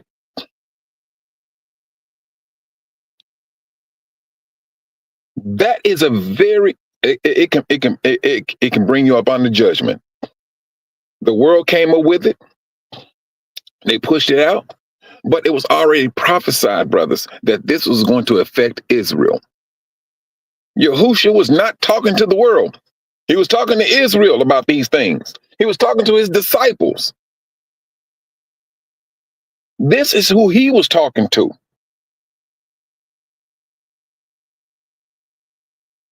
They did. And if you look, and there's one, and I don't know if you brothers and sisters seen it, but I can tell you this. The guy who was doing, it was a Gentile guy, white guy. The one who was taking the notes was a sister. And the one who's telling the story was some type of army officer guy. And it was a Gentile. He spoke French. And so, they had to start going down at the bottom, and he's translating and things of that nature. He said he was taking orders. And they said it was easy for them to get it into people in Africa. And guess how they told them how they got it in? Yeah. It was a lie. It was a lie. But they told our brothers and sisters that they was giving them a shot for malaria, so they would not get malaria any longer. But the man said it was HIV, period. That's all it was. And they made it an aim to put it into the men, because they knew the men had a strong sexual appetite. They needed to destroy that man because they wanted to depopulate Africa dramatically. Now, that ain't sinister and demonic. Brothers and sisters, you tell me what it is. You tell me what it is. We talk about the Most High being upset. No, the Most High, no, we got to go a little bit higher than just being upset. It got to be something else besides being upset that the Most High, because just dealing with the flesh. Now, if you just sit back and look at what all they have done and is doing. Now, this cup that they're about to drink, brothers and sisters, I'm almost guaranteeing that cup got HIV in it.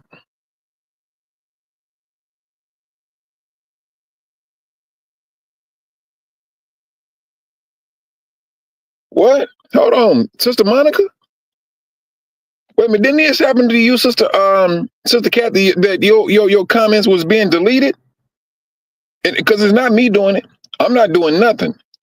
Sister Monica said her comments are being deleted. Oh, wait a minute, hold on, I did something wrong. Hold on, let me go back. And I know you was having the same thing. You was having the same issues, Sister Kathy, yesterday. I think, was it yesterday? Man, I kid you not. I'm not deleting anything, sis. And Wow, ain't that something? Hmm. Well, um, they clowning. That's what they're doing,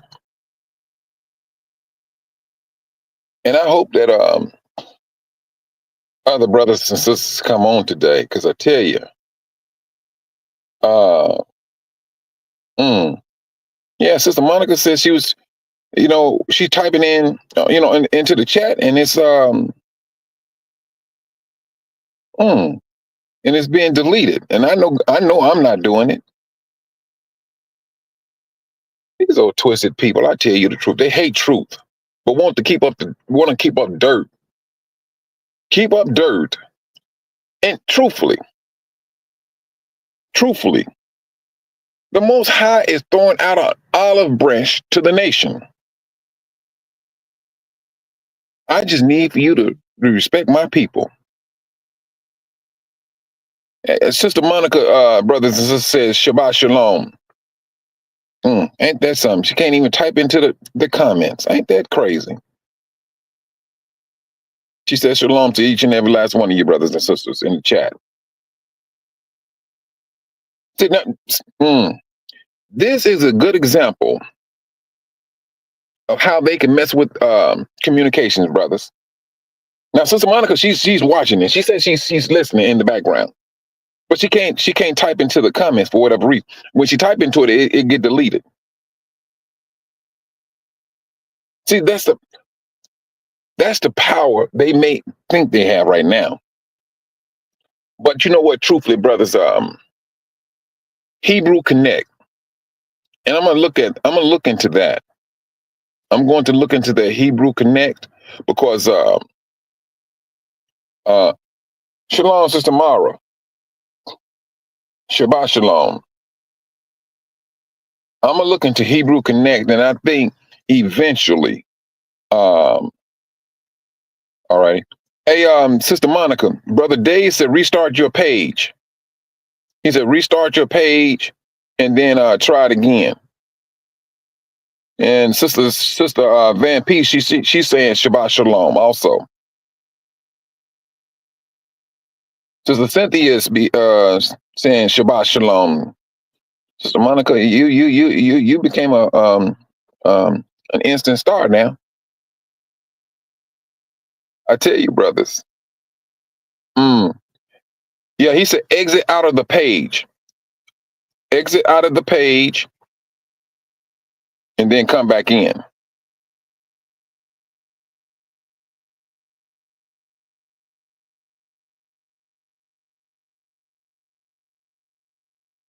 They do not want to hear the truth, brothers. That's one thing they do. And then the thing that they do, they don't want the world to know what they're. Well, let me take that lie back. They want to appear as innocent as possible. They want to appear as smart as possible. And they did these things. Shalom, Shabbat Shalom, Sister Melody. And they did these things. And you know how they did it? Movies, TVs. And when it comes to the movies, and this is the thing, when there's something drastic going on, they try to figure out they so and so. But we fail to forget it's a movie. But then you keep on playing the movie, keep on saying this, you keep on saying the same people jumping out of planes and saving the day and all that stuff. You come to believe that these people are smart. They're not smart. They're just acting. And like I said, brothers, I just said they acting. They acting. When you look at these sitcoms, Grey's Anatomy and all that stuff, you seeing these doctors making these moves, saying this thing, saying all the medical terminologies, they acting. They're not smart. But we tend to believe that they're smart because we're seeing them more and more and more and more on the TV. You see how that brainwashing is in effect. You let it be an all black cast of a hospital, all black. That ain't gonna be on TV for much longer. Now I seen the one with what's the old boy name? What's that the guy's name? Morris Chestnut. Because if you let him and a few more black doctors keep on, and that stuff, that's the series keep on running and running and running and running and running,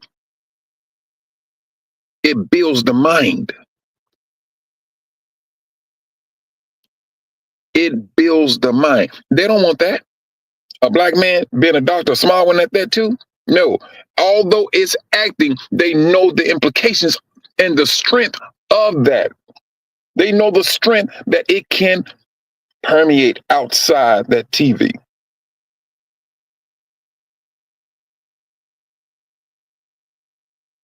Okay.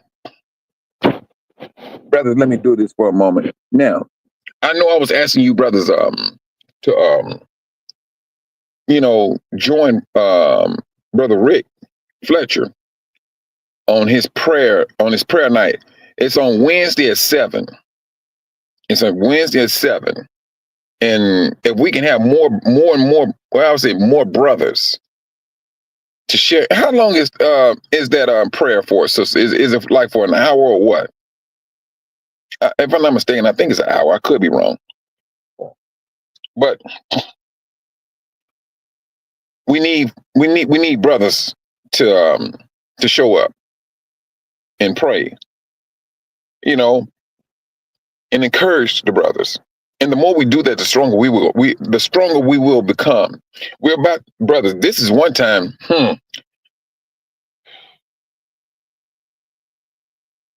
The way the system is about to go down, brothers and sisters, you gonna need your brothers. You're going to need them. Yeah, they taught us how to separate ourselves, but this is one time where we're going to need one another. Yeah, you go see someone, you go walk straight to that, brother. What's going on, brother? And I'm serious. We're at that time.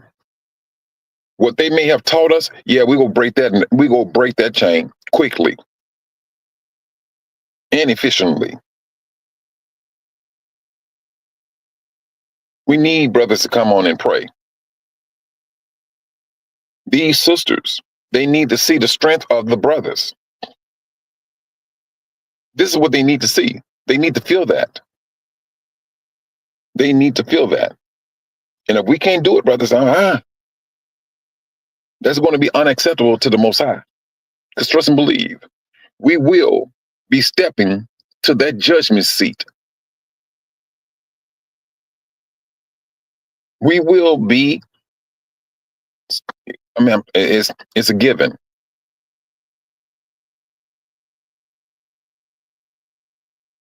Yeah, sis, I'm telling you now.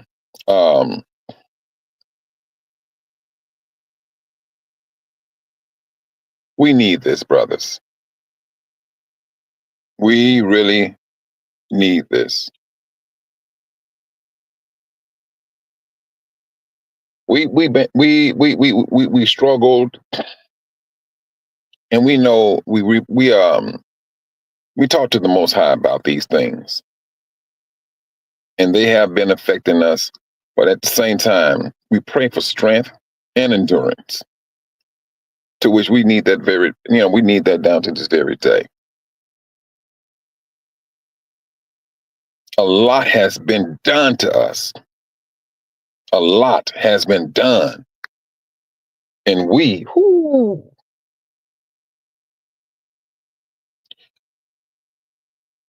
need to be found each and every day, giving glory to the Most High, no matter what our situation is, because the Most High can change it. He can change anybody's situation at the drop of a dime.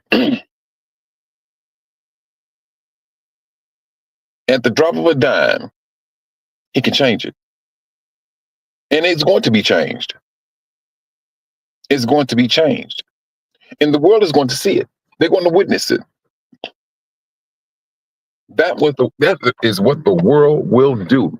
They're going to witness our rising. They're going to witness that.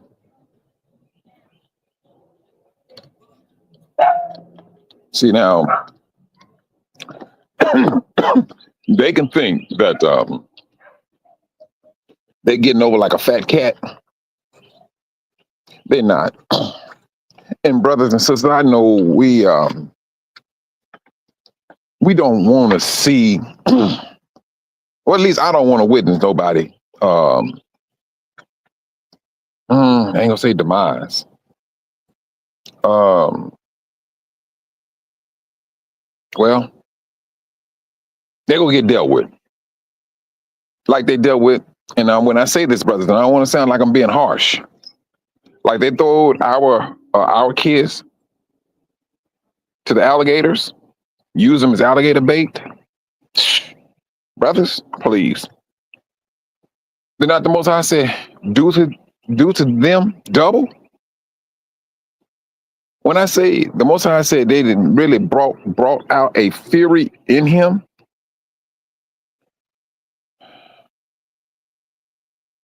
brother, I mean, this is just me. I don't want to see it. I do not. I do not want to see it, but it's going to happen. It's going to happen because they did it. They did it to his people. They took discipline too far, scripturally speaking. They locked up a lot of our brothers and sisters. They knew what they was doing. Or they locked up the innocent, murdered innocent. Hey, what is that? That 14-year-old brother? The 14-year-old brother. Hold on just for a moment. Let him know to plug this thing up. Hold on just for a moment. Oh, my bad. I know what it is. Hold on.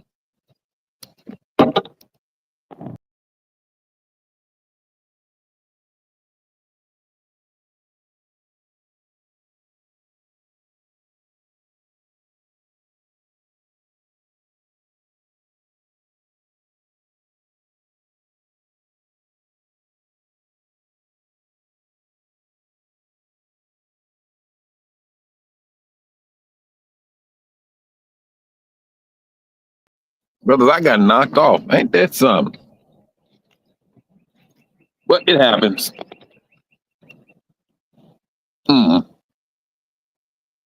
Yes, they did. All of these scriptures.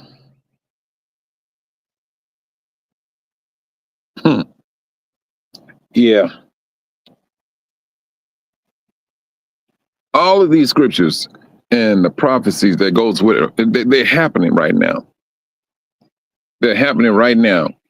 I'm out in the backyard. That's when you might hear the dog and hear a dog barking and the birds around here and things. But change is on the horizon for us. It is. It is on the horizon. The world is going to be forced to know who we are. And right now, their judgment has already started. The thing is, they're not paying attention to it. They just worried about whatever income they got coming into their pockets and not seeing what's happening to them as a whole. Because it happened to us as a whole. We all got separated. I can go to a grocery store.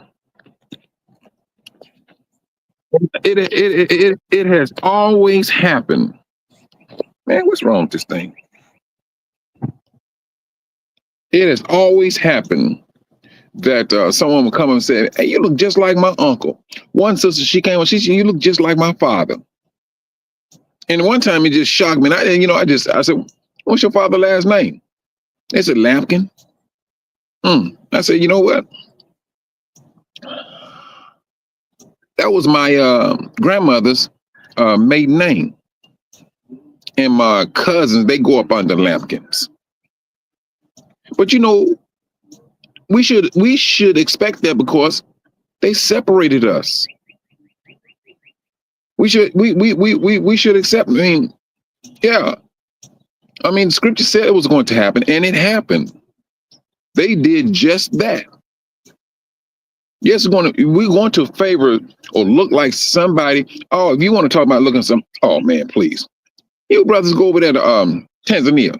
You go see somebody look like your cousin or look like your brother. This woman, I went into a restaurant. This lady, I was like, you got to be joking me. Look just like my older sister. So I went into my phone. I thought I had a picture of my sister. So I called my younger sister for her to send me a picture of her. And so I showed it to this lady, and she was just blown. She could not believe it. I mean, I couldn't either. I said, this is my sister. You know, she's no longer with us. But the lady looked just like my sister. I was like, wow, ain't this something? And then they had this little brother over there in Tanzania looking like Tupac crossing the street. I kid you not. Matter of fact, they started posting his face on the internet. I tell you, we are all connected. We're all connected. When they separated us, yeah, they did something, brothers. The Most High haven't forgotten that. And when he told Israel, you must forgive your brothers up to 77 times, he was talking to Israel, how we should be forgiving one another. But the nations, the Most High said he was going to judge this nation for what they did. Now, if you want to talk about how they went in, matter of fact, truthfully, brothers, slavery is not done away with here in this country. It's not. It's alive and kicking. Slavery is still alive. It's still living. This is that beyond stiff-necked nation. This is what this nation is. Slavery is not done. Get caught up in the system. Or if they can build a case against you, now everything that their stuff is built up on a case, you ain't got to be innocent. All they got to do is make sure that you get guilty. Until now DNA was a blow to the nation. Because that's where a lot of brothers got out of prison because of their DNA. That's what they got. They got off because of DNA. DNA proved they was not there. See that, but the nations don't. They did not realize. You're under judgment. Then these brothers are coming out of prison, spent half of their lives locked up, seeing all the stuff in prison because they allow that stuff to go on. They already psychologically messed up. They don't know how to deal with the real world now. Someone went into prison when they were just steal a home phone. See the psychological damage that they did to our brothers and sisters, and you think you will walk about without judgment because the nation feel or think that they should not be up under judgment because they're trying to blend themselves with us. We are all one. We are all God's children. Now the world, the judgment is saying something totally different. Now, if you want to turn around and do what's right, so be it. But you're not going to come in equal to me. You're not. It's not going to happen.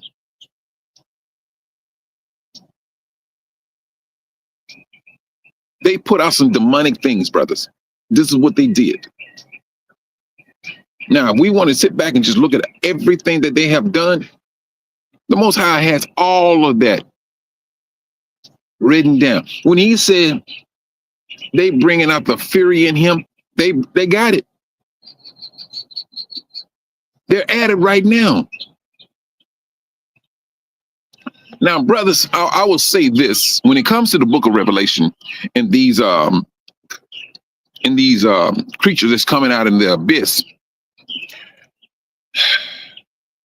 truthfully, I can't speak on it, but I'm going to say this: I don't know whether that are we to take that in signs or symbols. I don't know, but if this is what the Most High said, this is what these creatures look like, snake heads and all that, locusts and thing. This nation is in some serious trouble. This nation is in some serious God-fearing trouble. Period. You talking about a fury or anger that's going to be, whew, I don't even think we could put any put the right kind of words to it.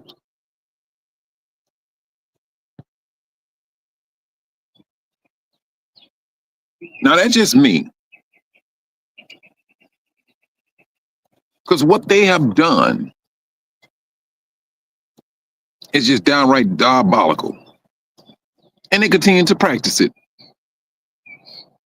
Satan has really, I ain't gonna even necessarily say he blinded their minds. It's like they know who Satan is. They love the power.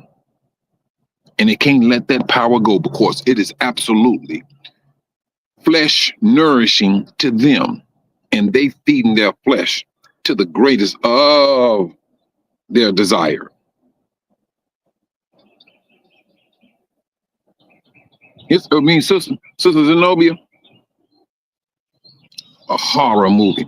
I think it gotta be some, another word for horror, because,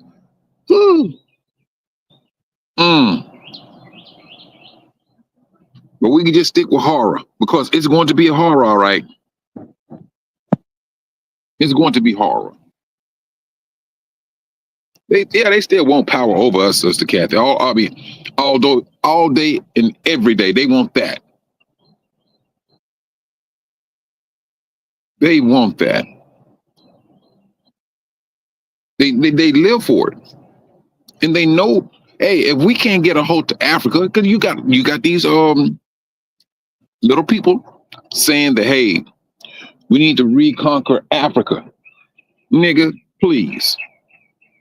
Do you think we gonna sit there this time being fully awake to let you think you gonna bring your pale self and do that again?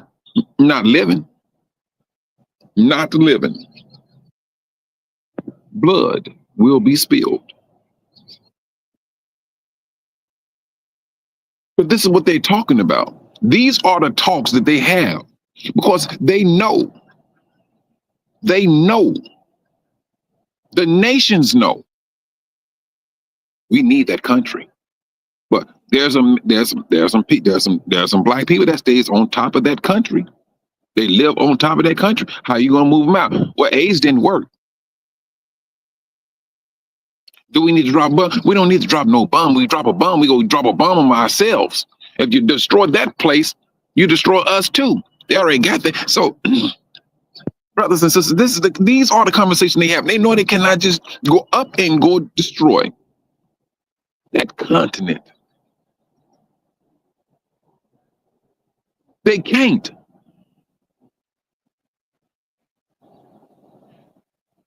All of the hate they put out there for a black man, please. These sisters are looking at things a whole lot different. Well, we know y'all started this stuff. We know that you all brought a division between that black man and that black woman. They know that they have the history. Now they trying to take history, cover it up, get rid of it.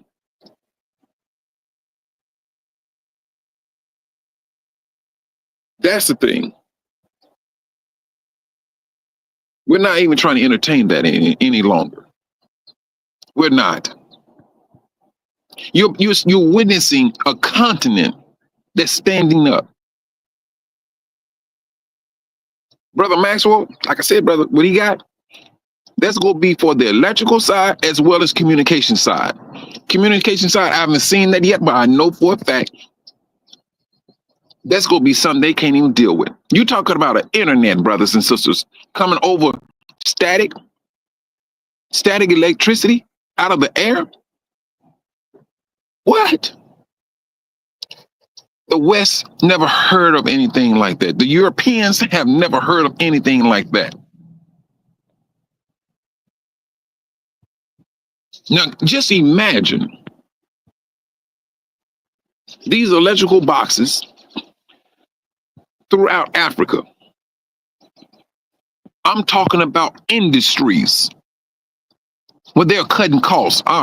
There's no electric bill that I'm paying, but I'm able to run this machine. I'm able to run that machine. And you're talking about not even your own home you be paying electricity for. Now, can you imagine the wealth of a nation? Come on now. Look at the implications that's out there. Oh, and especially when it comes to the other brother with the machine where he getting water, taking the humidity out of the air to come up with water, clean drinking water.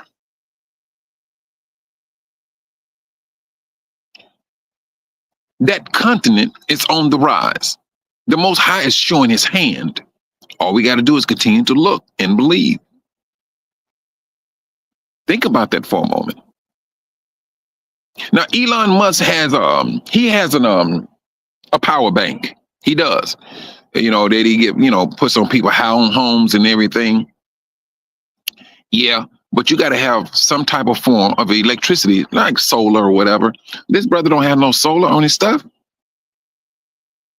Although you can use solar, but there's a maintenance that goes right along with solar now, because you got to have batteries to store up, to charge up in order to run this or that. Brothers, we just getting started. We're literally just getting started to what we're doing. And I say we all are connected. Whatever we come up with, we invent, we're all doing it together. And this is the fear that this nation has been entertaining. They had this fear. Now it's happening. Shalom, Sister Yvonne Daniels. It's happening right before their eyes. They're scared. These brothers, they're about to build factories now. And based off of his electrical power bank, but you don't pay a bill? You ain't got to worry about a Gentile nation coming in saying they controlling the electricity. You don't have to worry about that. Can you imagine the profits that these rulers will be having? The companies and things, you running this here, you running that there, and you're selling it back to the nations. They're going to need to eat. They're going to need electricity.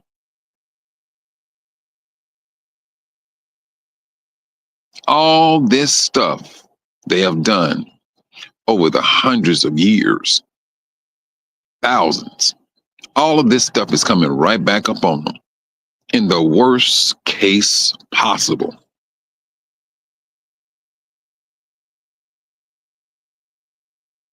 This is what they are entertaining.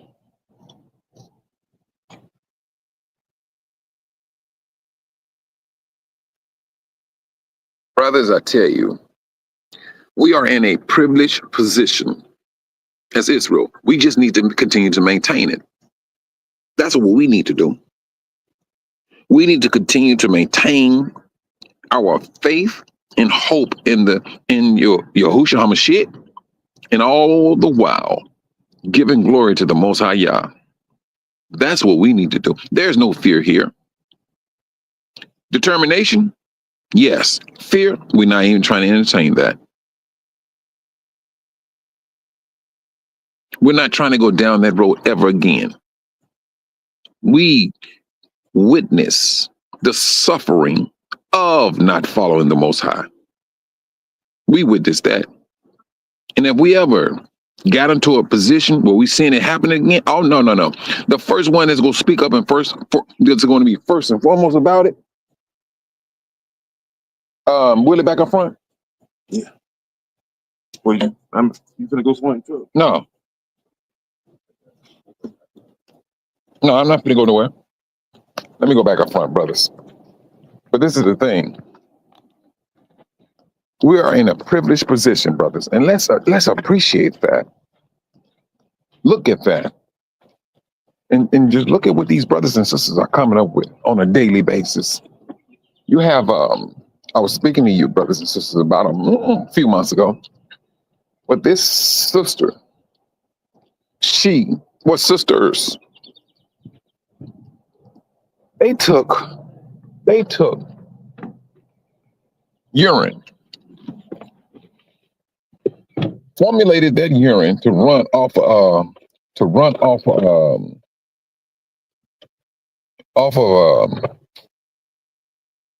a generator. Had the generator working off of it. This is what they did. And they put it on YouTube. They put that on YouTube. I mean, I wouldn't necessarily say that was a threat. But this fear, that fear is gone on that continent, brother. They're not worrying about what the Gentiles used to do. When the rulers disagreed with the West, let me put this thing down. Hold on just for a moment. This thing is so touchy. When the let me do it this way. When the Gentiles felt that this political ruler was a threat, I mean, what did they do? They had him deleted. That's what they did. They had him deleted, not just in Africa, but also in the United States. They can't do that no more.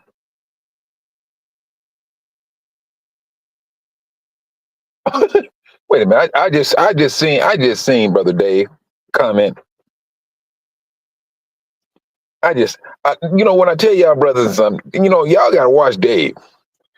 They let me shut up. But now, I mean, but you know what's true? You know, the thing about it was this though. When I seen this, it was three sisters. I think the youngest one, she was like 14. The youngest one, she was 14, and the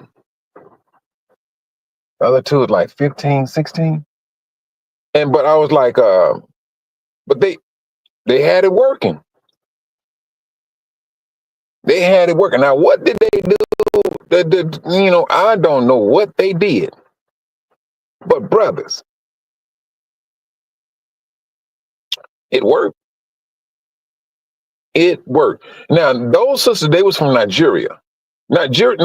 This is the thing with Nigeria, with their power system. I found out that, you know, they can go a whole year without electricity, and then they said one day it just pops on. And I kind of find out that in Nigeria, there's a major company there that builds generators. And so that person, when his sales are low, he goes to his buddy and tells his buddy he needs to pick up sales. Now, this is what these Nigerians was telling me, because they said it hit the fan in their country on the news.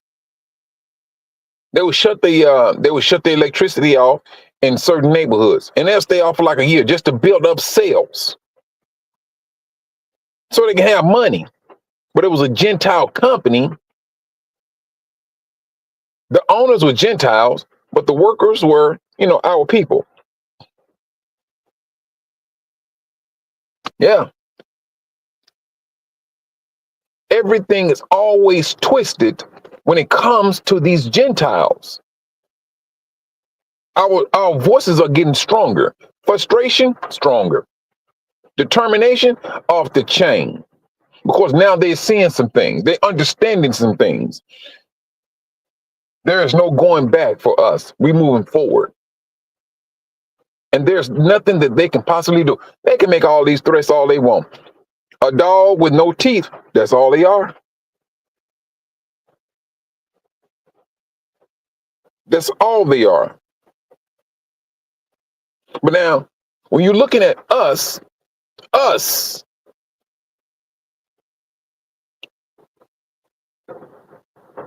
the things that we say, all righty, we can do this here, we can do that there. Now we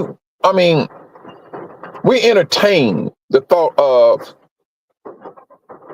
no black people being in the United States. Everybody always, had that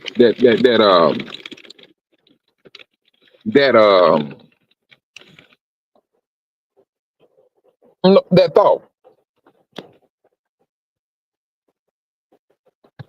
That thought is about to be a reality now.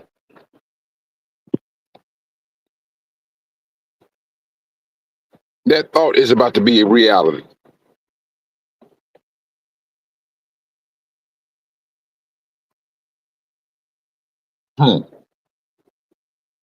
Sister Zenobia,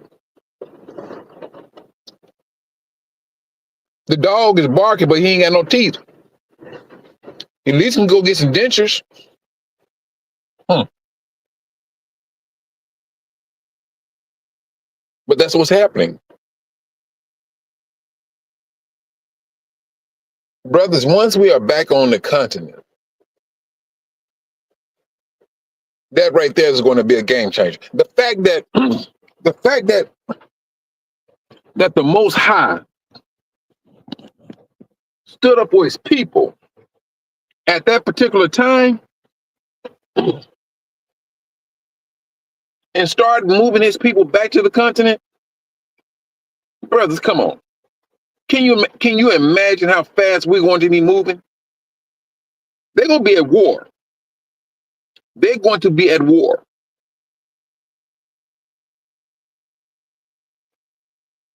They're going to be occupied. And at the same time, they're going to be judging themselves.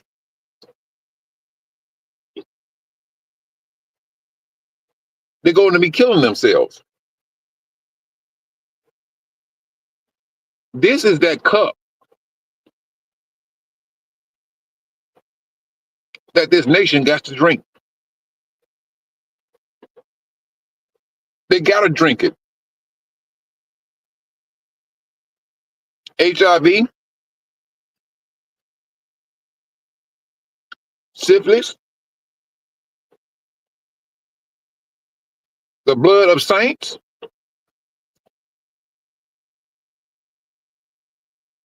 all of that dumb stuff they did, they got to drink it.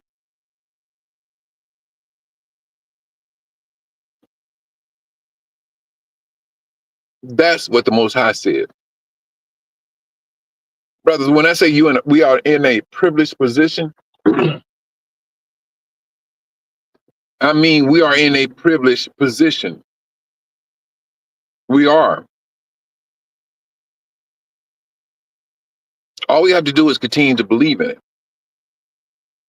Because I'm quite sure not one of you brothers want to be in the position that the world is in right now. Granted, we have never seen the Most High's anger. We never witnessed that. We just believing in that judgment. That's what we're doing. We're just believing right now. But one day, it's going to be a reality. It's going to be something that we will literally witness. That's what we're going to do. It may be challenging right now for some of us, for some brothers and sisters right now. It could be challenging, but that challenge is not going to go on forever. It's not. And I know it sounds All right. You want change now. I understand. We do. We do want change. But we must continue to pray to the Most High for endurance, because that's what we're going to need. The scriptures clearly states those that endure to the end are the ones that will be saved. And we must continue to endure. We must continue to put up a fight. And we may, brothers, get caught up in a situation where you don't have electricity in your house. But we need to continue to be thankful.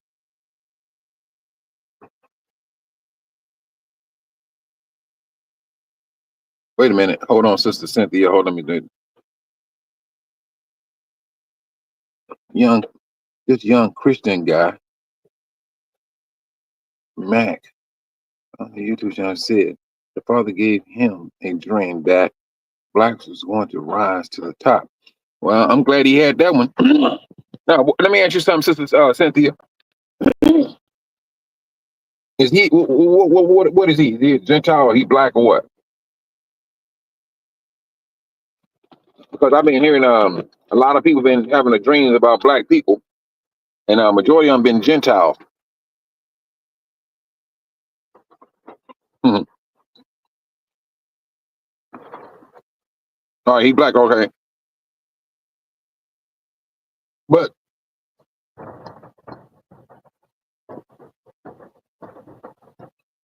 I seriously believe that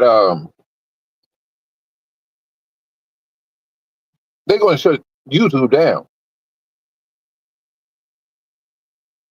because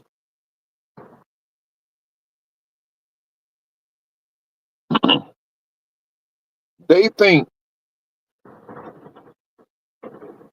well, it's like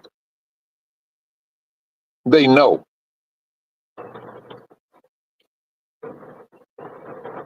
We're standing up. They recognizing that. They understanding that. They feeling that. They do not need that to be happening if they want to remain in power. But this internet has too much power in it, and it concerns them also.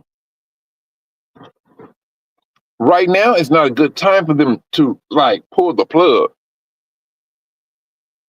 But once they get their stuff in order, when they can say, hey, we can pull the plug on it now. Trust and believe. They're going to pull that plug on the internet. They're going to. One day they're going to do that. You having brothers and sisters? Better yet, I'm gonna just do this here. I had a dream just a while ago. It was last year, and I was in this warehouse, extremely big warehouse, and I was in charge of everything in that warehouse. But it was a lot of us walking around. Brothers and sisters like eating ice cream and things, just walking around, shopping, or just sitting around, eating, talking. It was a lot of us. It was when I say, "Ooh," this warehouse it was like a warehouse. Then a portion of the warehouse, there was no roof on it, where the sun just shined in. I mean, I never seen so many happy black people in my life. I have never seen so many happy black people in my life. And I was happy to see them happy. And so as I'm walking about, because I'm checking things, I walked up on his room, and it was a big place. So I called one of the construction guys. I said, look here, man, I need for you to build this out. We're going to turn this into something. Let's cover up all these pipes, build a wall or whatever, and we go get the brothers and sisters to come over here, whatever. And money was not an issue. Money was not an issue. So I told them what to do here, and I told them what to do over there. And so they was doing it. Then there was a sister. She was complaining to her brother about how much money she was getting paid. And so I was like, what's going on? And so they was explaining that this is how much she was getting paid. So I started adding things up. What did you say? And so what had happened, I said, I'll tell you what, on top of the money that you're getting paid now, and I was talking to the accountant. I said, give everybody a $15 raise on top of what they're getting paid right now. I tell you, brothers and sisters, I have never seen so many happy Black people. Never.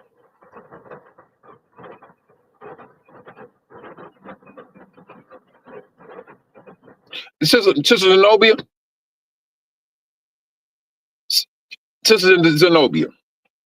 I know exactly what I was supposed to do. And that was the one that confirmed it. That was the one. I don't even entertain thoughts of what I need to do. I already know what I got to do. When I tell you, I have never seen so many happy Black people in my life. And now, mind you, also in that dream, I was walking about checking all the stores, making sure that brothers and sisters kept their stores, storefront was clean and all that stuff. And I came upon this Gentile couple. Yeah, it was a Gentile. They was the only ones I seen there. And they had some furniture. It was a furniture store that they owned. They were very respectful. And I walked into their stores because I'm the one that's doing the inspection. But they didn't get the business they wanted to get. And I knew why. I looked at their sofas, the chairs, and their arms on the sofa and chairs were dry rotted. And I'm like, no. Y'all can't sell this here. We don't do that here. And this is what I told them. I said, well, what you can do, you take all this stuff out of the store, take it over to the refurbish center. Either they're going to dispose of it, they're going to rebuild it. But what you can do, because at the refurbish, they got other furniture there that you can take and replace it in here. But you cannot sell this stuff like this here. It's old and it's damaged. And so they was so, and they was very thankful. They was happy.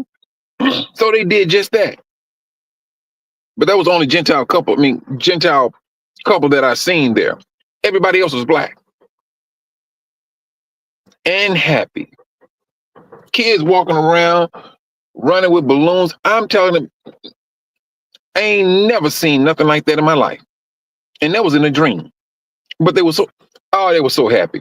They were so happy. I was like, wow. And then I woke up. I was kind of mad, though. I was kind of mad. I mean, that felt like a reality. But yes, that's one thing I do know. I mean, because prior to that, I had another one about another warehouse and things. But it all, the Most High told me, now, you know what you got to do. And I know what I got to do. That's one thing I do know. So when I tell you, the moment that I work things out here, I know what I'm going back to do. And it's not going to be nothing that's going to be self-gratifying. I know exactly what I got to do for y'all's people. That's one thing I do know. And I can't sit up here and lollygag on it. I got to be about my business. Because I got to answer to him. That's who I got to answer to. And I know that. That's one thing I do know. And when you know that you have a responsibility before the Most High, trust and believe this, brothers and sisters. That devil, woo, he gonna come upon you. If you know what you got to do, if you know what you got, and if you know that the Most High have given you a responsibility, no. Sometimes you gonna think you going crazy. Because he gonna be doing some things to you. Some of everything is gonna come up against you. Because he know that the Most High has given you a responsibility to do this or do that. It's going to happen. It's going to happen.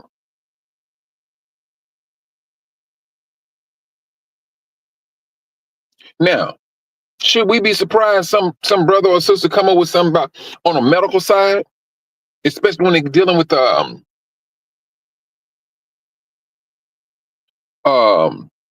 what do they call it?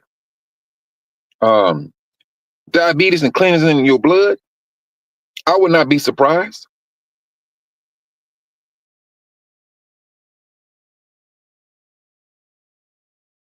And because he is the Elohim of order. This Exodus is about to take place. Everybody's going to be in their place doing what they need to do and what they should be doing. Everybody's going to play his or her part. That's one thing we're going to do. We're going to play our part. We're going to be about our business. Because we're just not going to go there. What's wrong? It's this thing. Hold down.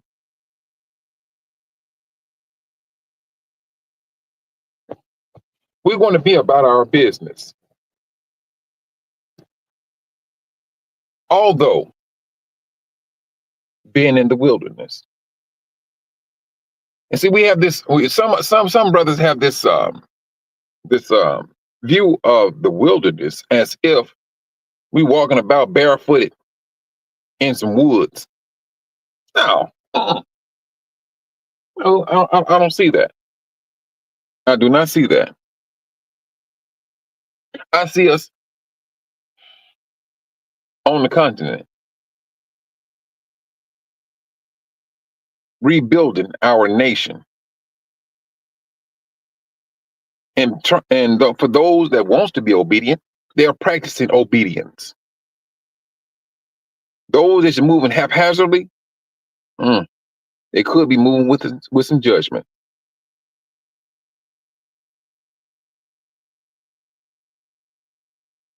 This is it. That's their wilderness. And truthfully, brothers and sisters, you got to ask yourself, what wilderness would you like to be up under? The wilderness that you are in right now, or the one that the Most High said he's going to put you up under? And you may say, I want to be up under the Most High. But do you know some of our brothers and sisters, our forefathers, they wanted to go back to Egypt? We're going to have the same thing. The same scenario is going to happen in days to come. Once that thrill, once that energy, the shock of a lifetime happens of this gathering his people, Once that has settled, all that true person gonna come out of you is going to come out then. Everybody gonna be holy. Everybody's going to be holy, holier than thou with this Exodus. Yes, they're going to be. But once it those days die down, that magnificent day, yeah, Israel gonna be right back on that same old track. Either Israel is going to be faithful, or Israel go start turning its head back to the west. And I know you brothers and sisters can agree with me on that. And this is where we got to be mindful of our surroundings at that particular time, because I'm not trying to get sucked. I'm not trying to get pulled into no hole with somebody acting a fool. I'm serious. Don't be holding on to me. You sinking too. Don't hold on to me. You know, but that's what's going to happen. It's going to happen.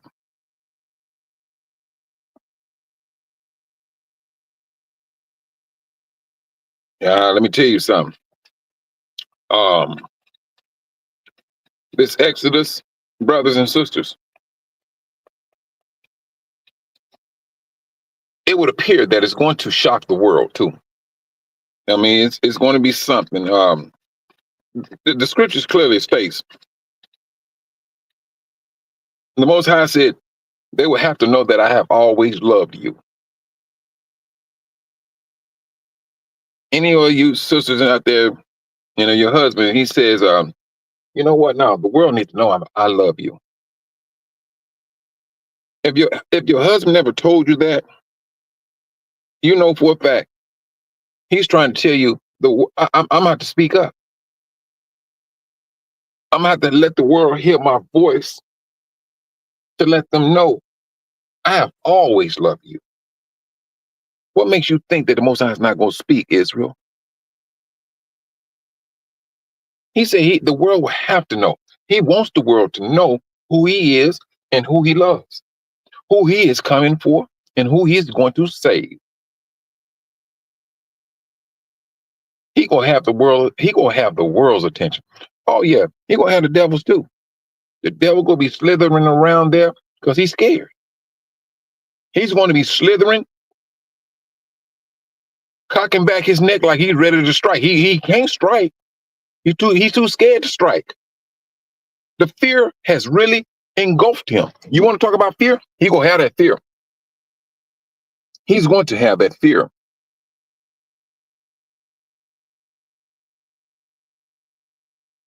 He's going to have it. But right now, with what he's doing just right this. He's doing this. Oh, wait a minute, hold on.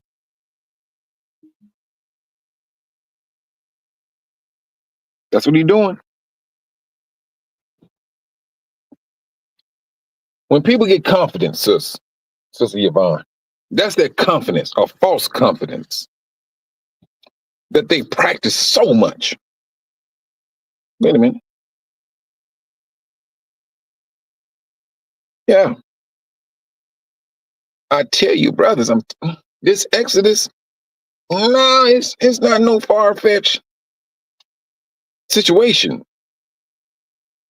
This Exodus is right, it's like right here.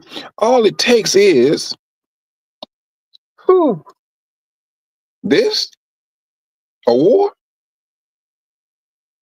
But you know what? It'll be very kind on their part.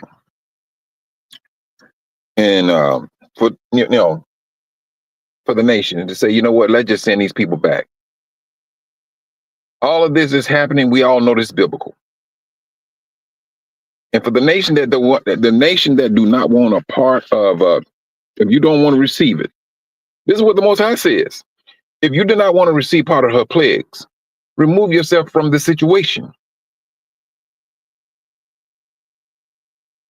Remove yourself from the situation.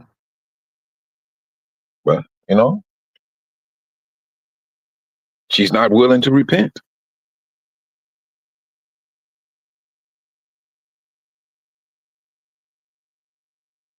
Mm, let me tell you something, Sister Yvonne.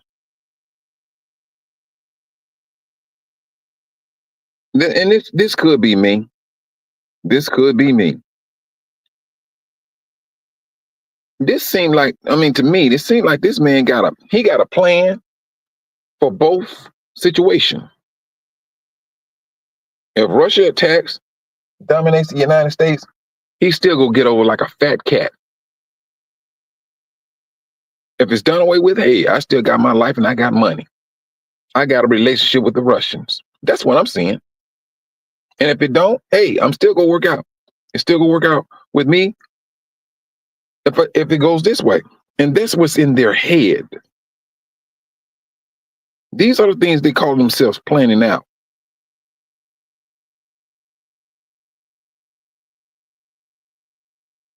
Whew.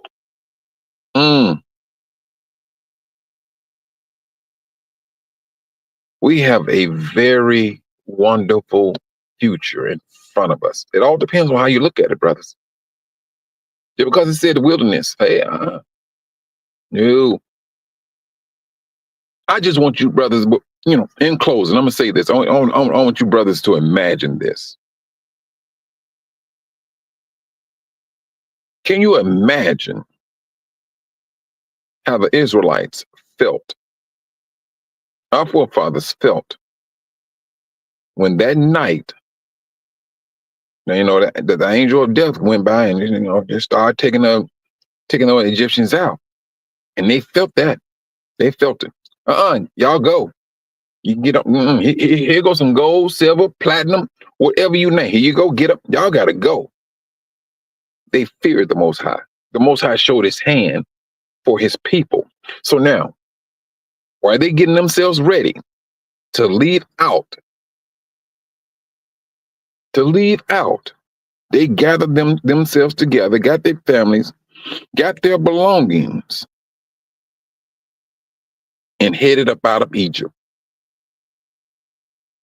as a whole. Everybody that's walking next to you is your family member. That's one thing you do know for the vast majority, because we do know some Hamites did leave with the Israelites. But for the vast majority of people, Israel, that family left out. Matter of fact, it was so much family orientated. They took Joseph's bones, and I'm quite sure they took his brother's bones too, because they was not trying to leave their bone. Because what? What's up with the bones? When the Most High say you are a holy people, that's even your bones, brothers. Your bones are holy. You think they're going to leave Joseph and his brothers there? Nah. Mm-mm.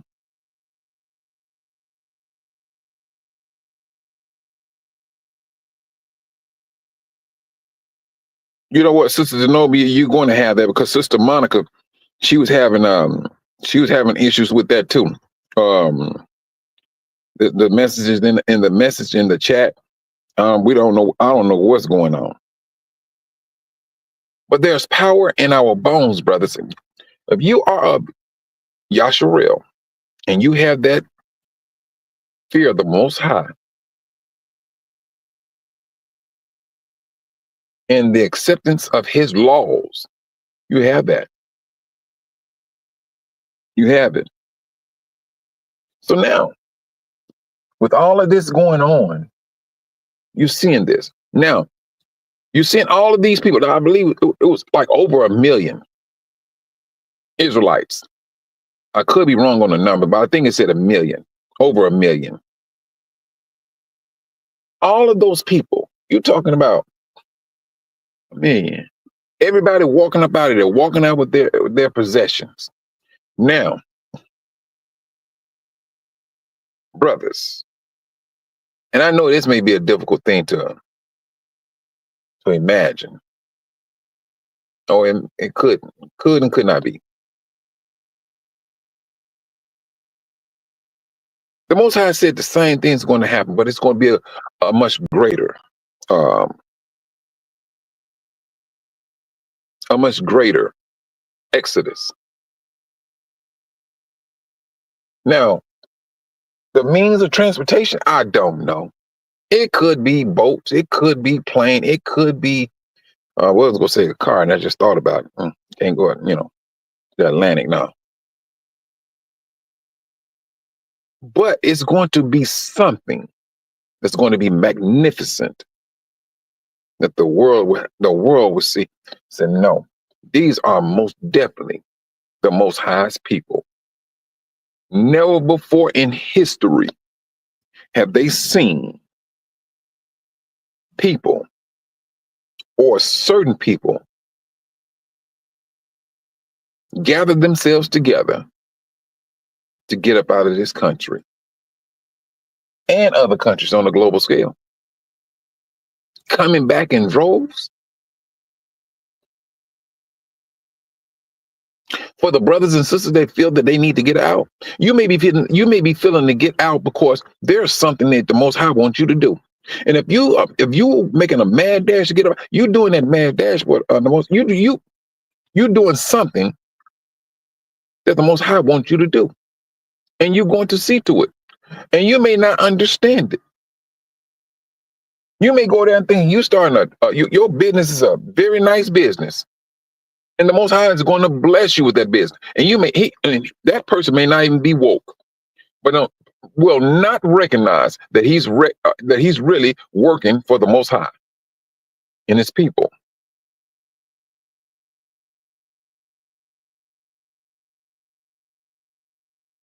The Most High knows how to use any and everything for His glory and for the survival of His people.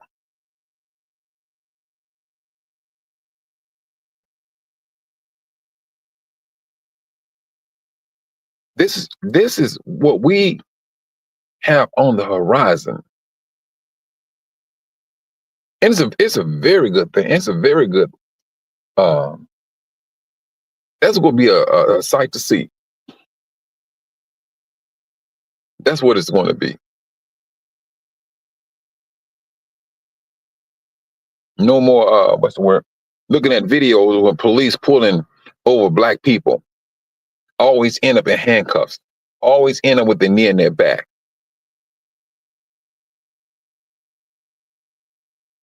Always fearing, got their hands on their guns. No, that fear. They're about to be lonely. They are about to be lonely in this world. And if the Most High deemed it, before anything happened to this country, we gone. First and foremost. I know there's some brother who preach on that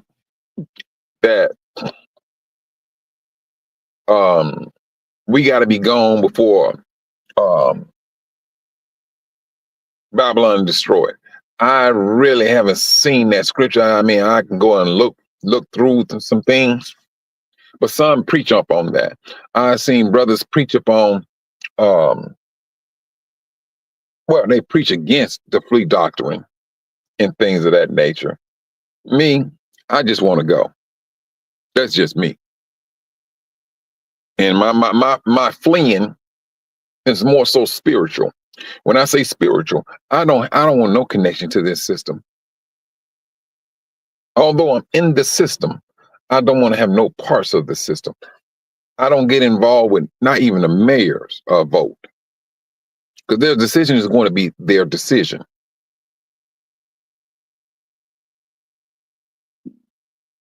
I do not. Now, if I had it my way,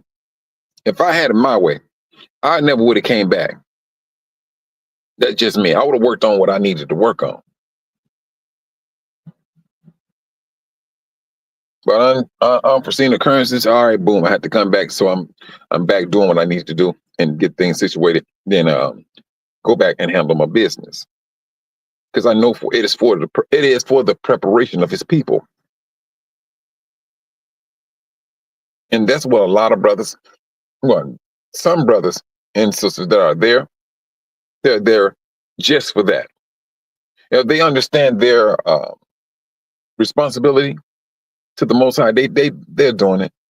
And when the Most High sees it, all right, boom,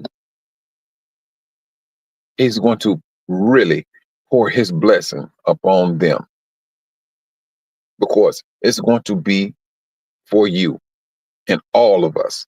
That's what it's going to be for. The Most High has a desire not to destroy no one, and especially that of Israel. But I tell you, it's very discouraging when you look at, what was it, in the book of Jeremiah? Was it Jeremiah, I believe? Talk about 2/3. But at the same time, when I was reading that scripture, brothers and sisters, yes,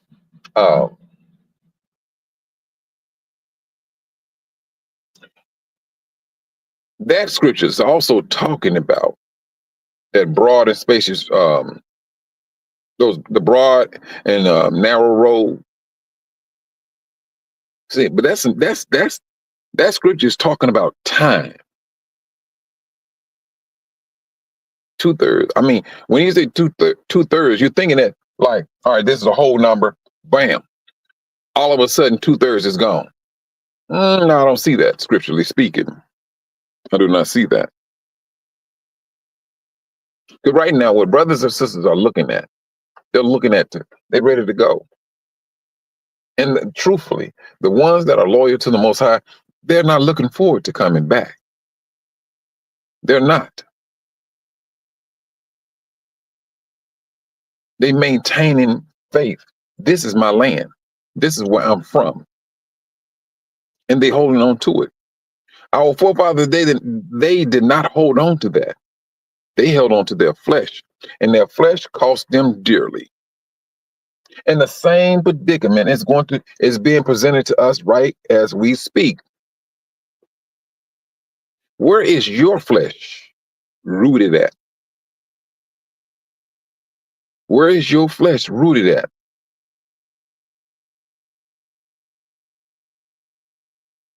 Because your spirit is the one that's going to determine your life. That's what it's going to determine.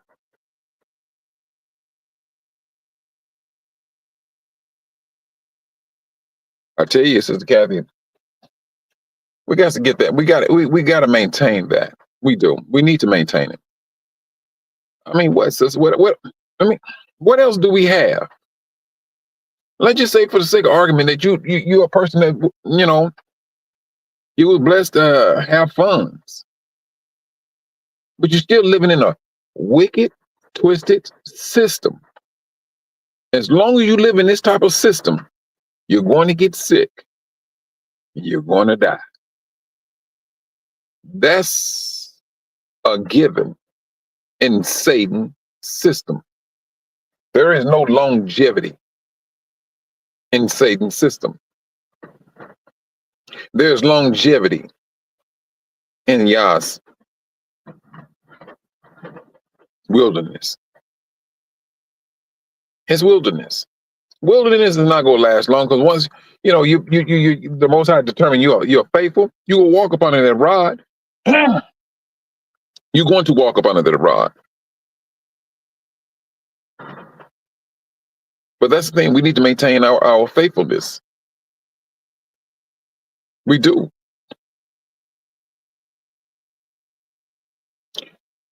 Brothers and sisters, stay faithful.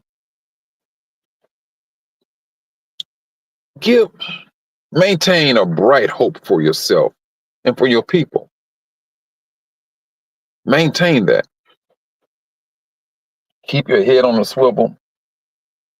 Knowing these are the last days. The devil is upset.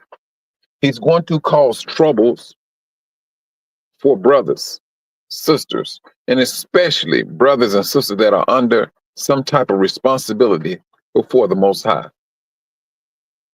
Now, don't be surprised at this Passover that things get turned up. Hey, call it a blessing. This may be that one time in a lifetime of the marriage of the Lamb. Be happy. Be thankful. These are the things we should be maintaining. Brothers, continue to walk on water. Continue to walk on water. It has already been done. We just need to follow the example. And on that note, brothers and sisters, I've been on here long enough. Good night. 3 hours. Good. Ooh. Okay. Brothers and sisters, keep your head on the swivel. Sister Yvonne, you says, I believe we will witness sin, it being destroyed from within. Oh yeah, I see that happening already, Sister Yvonne. That within, yeah. So that can tell our children and grandchildren, great grandchildren, the Most High. You know what? Let me say this, Sister Yvonne, and a lot of brothers and sisters. I'm gonna say this before I get out. A lot of brothers and sisters believe, oh no, my children, my grandchildren, they're the ones who are going to see this here. They're going to see the end of this system and thing. Brothers and sisters, I do not believe that. I do not believe that.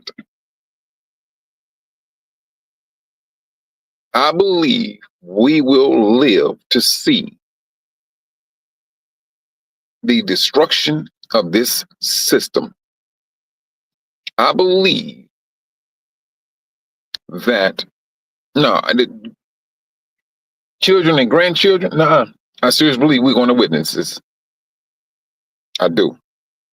I don't think we're going to die off. No. Because see, yes, we'll pass this, we'll talk to our kids, we'll teach our kids laws and things of that nature. I do not see us dying off. I'm sorry. What I'm talking about? I'm sorry. No. I do not see us dying off. I see us living through it. Whatever pains, tribulation we got to go through, so be it. We go through it. I don't think the Most High is going to die us off. Not this generation that's woke up. Not this generation that comes to appreciate, who has came to appreciate the Most High in this and with this awakening.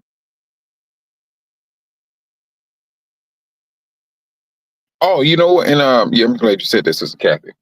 I don't think that we are going to die off. Some of us may be sick. No. I don't, brothers. The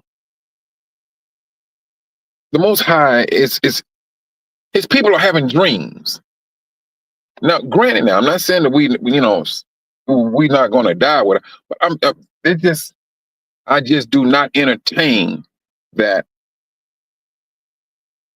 great grandkids is going to see this system come to us. I don't see that. I see the here and now, and I believe the here and now is what's going to happen. We never seen the political upheaval of this system ever before. We never seen a system crumbling within. We're seeing that right now. We're seeing this. We're witnessing these things from people in their brothers and sisters in their 40s on up to their almost 70 years old. Why did the Most High bring this awakening to this group of people from the 40s to the 50s to the 60s pushing up to their 70s? That's a question.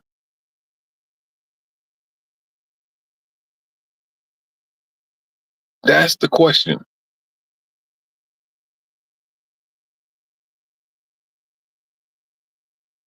Hold on. Oh no, Sister Yvonne. I know I wasn't questioning you. It was just when you put the thought. I put that the text up there, and I thought about something because it was me and this other brother was having a conversation about that, and I just wanted to bring that in there. And also, brothers and sisters. Now, yeah, come in. For you brothers and sisters that can hop on Sisters Ease, the invitation for the Goshen Project, that is tomorrow at 4:30. That's Eastern time, 4:30 Eastern time, because I think Sister, she live in New York or something. And for those brothers that would like to come on, brothers and sisters that like to come on, let's do this. We're going to need it. It's going to serve its purpose. It is most definitely going to serve its purpose, because we got to start making some moves for ourselves, brother. We got to start relying upon ourselves, because the world is not going to do it for us. They're already showing their hatred for us. They know who the Most High is, and they know how He's going to move for His people. They know this. Brothers and sisters, you all be safe out there. Keep your head on a swivel. Walk on the waters. And once you start walking on waters, brothers, can't nobody tell you anything about your faith. You got it and you maintain it. Shalom.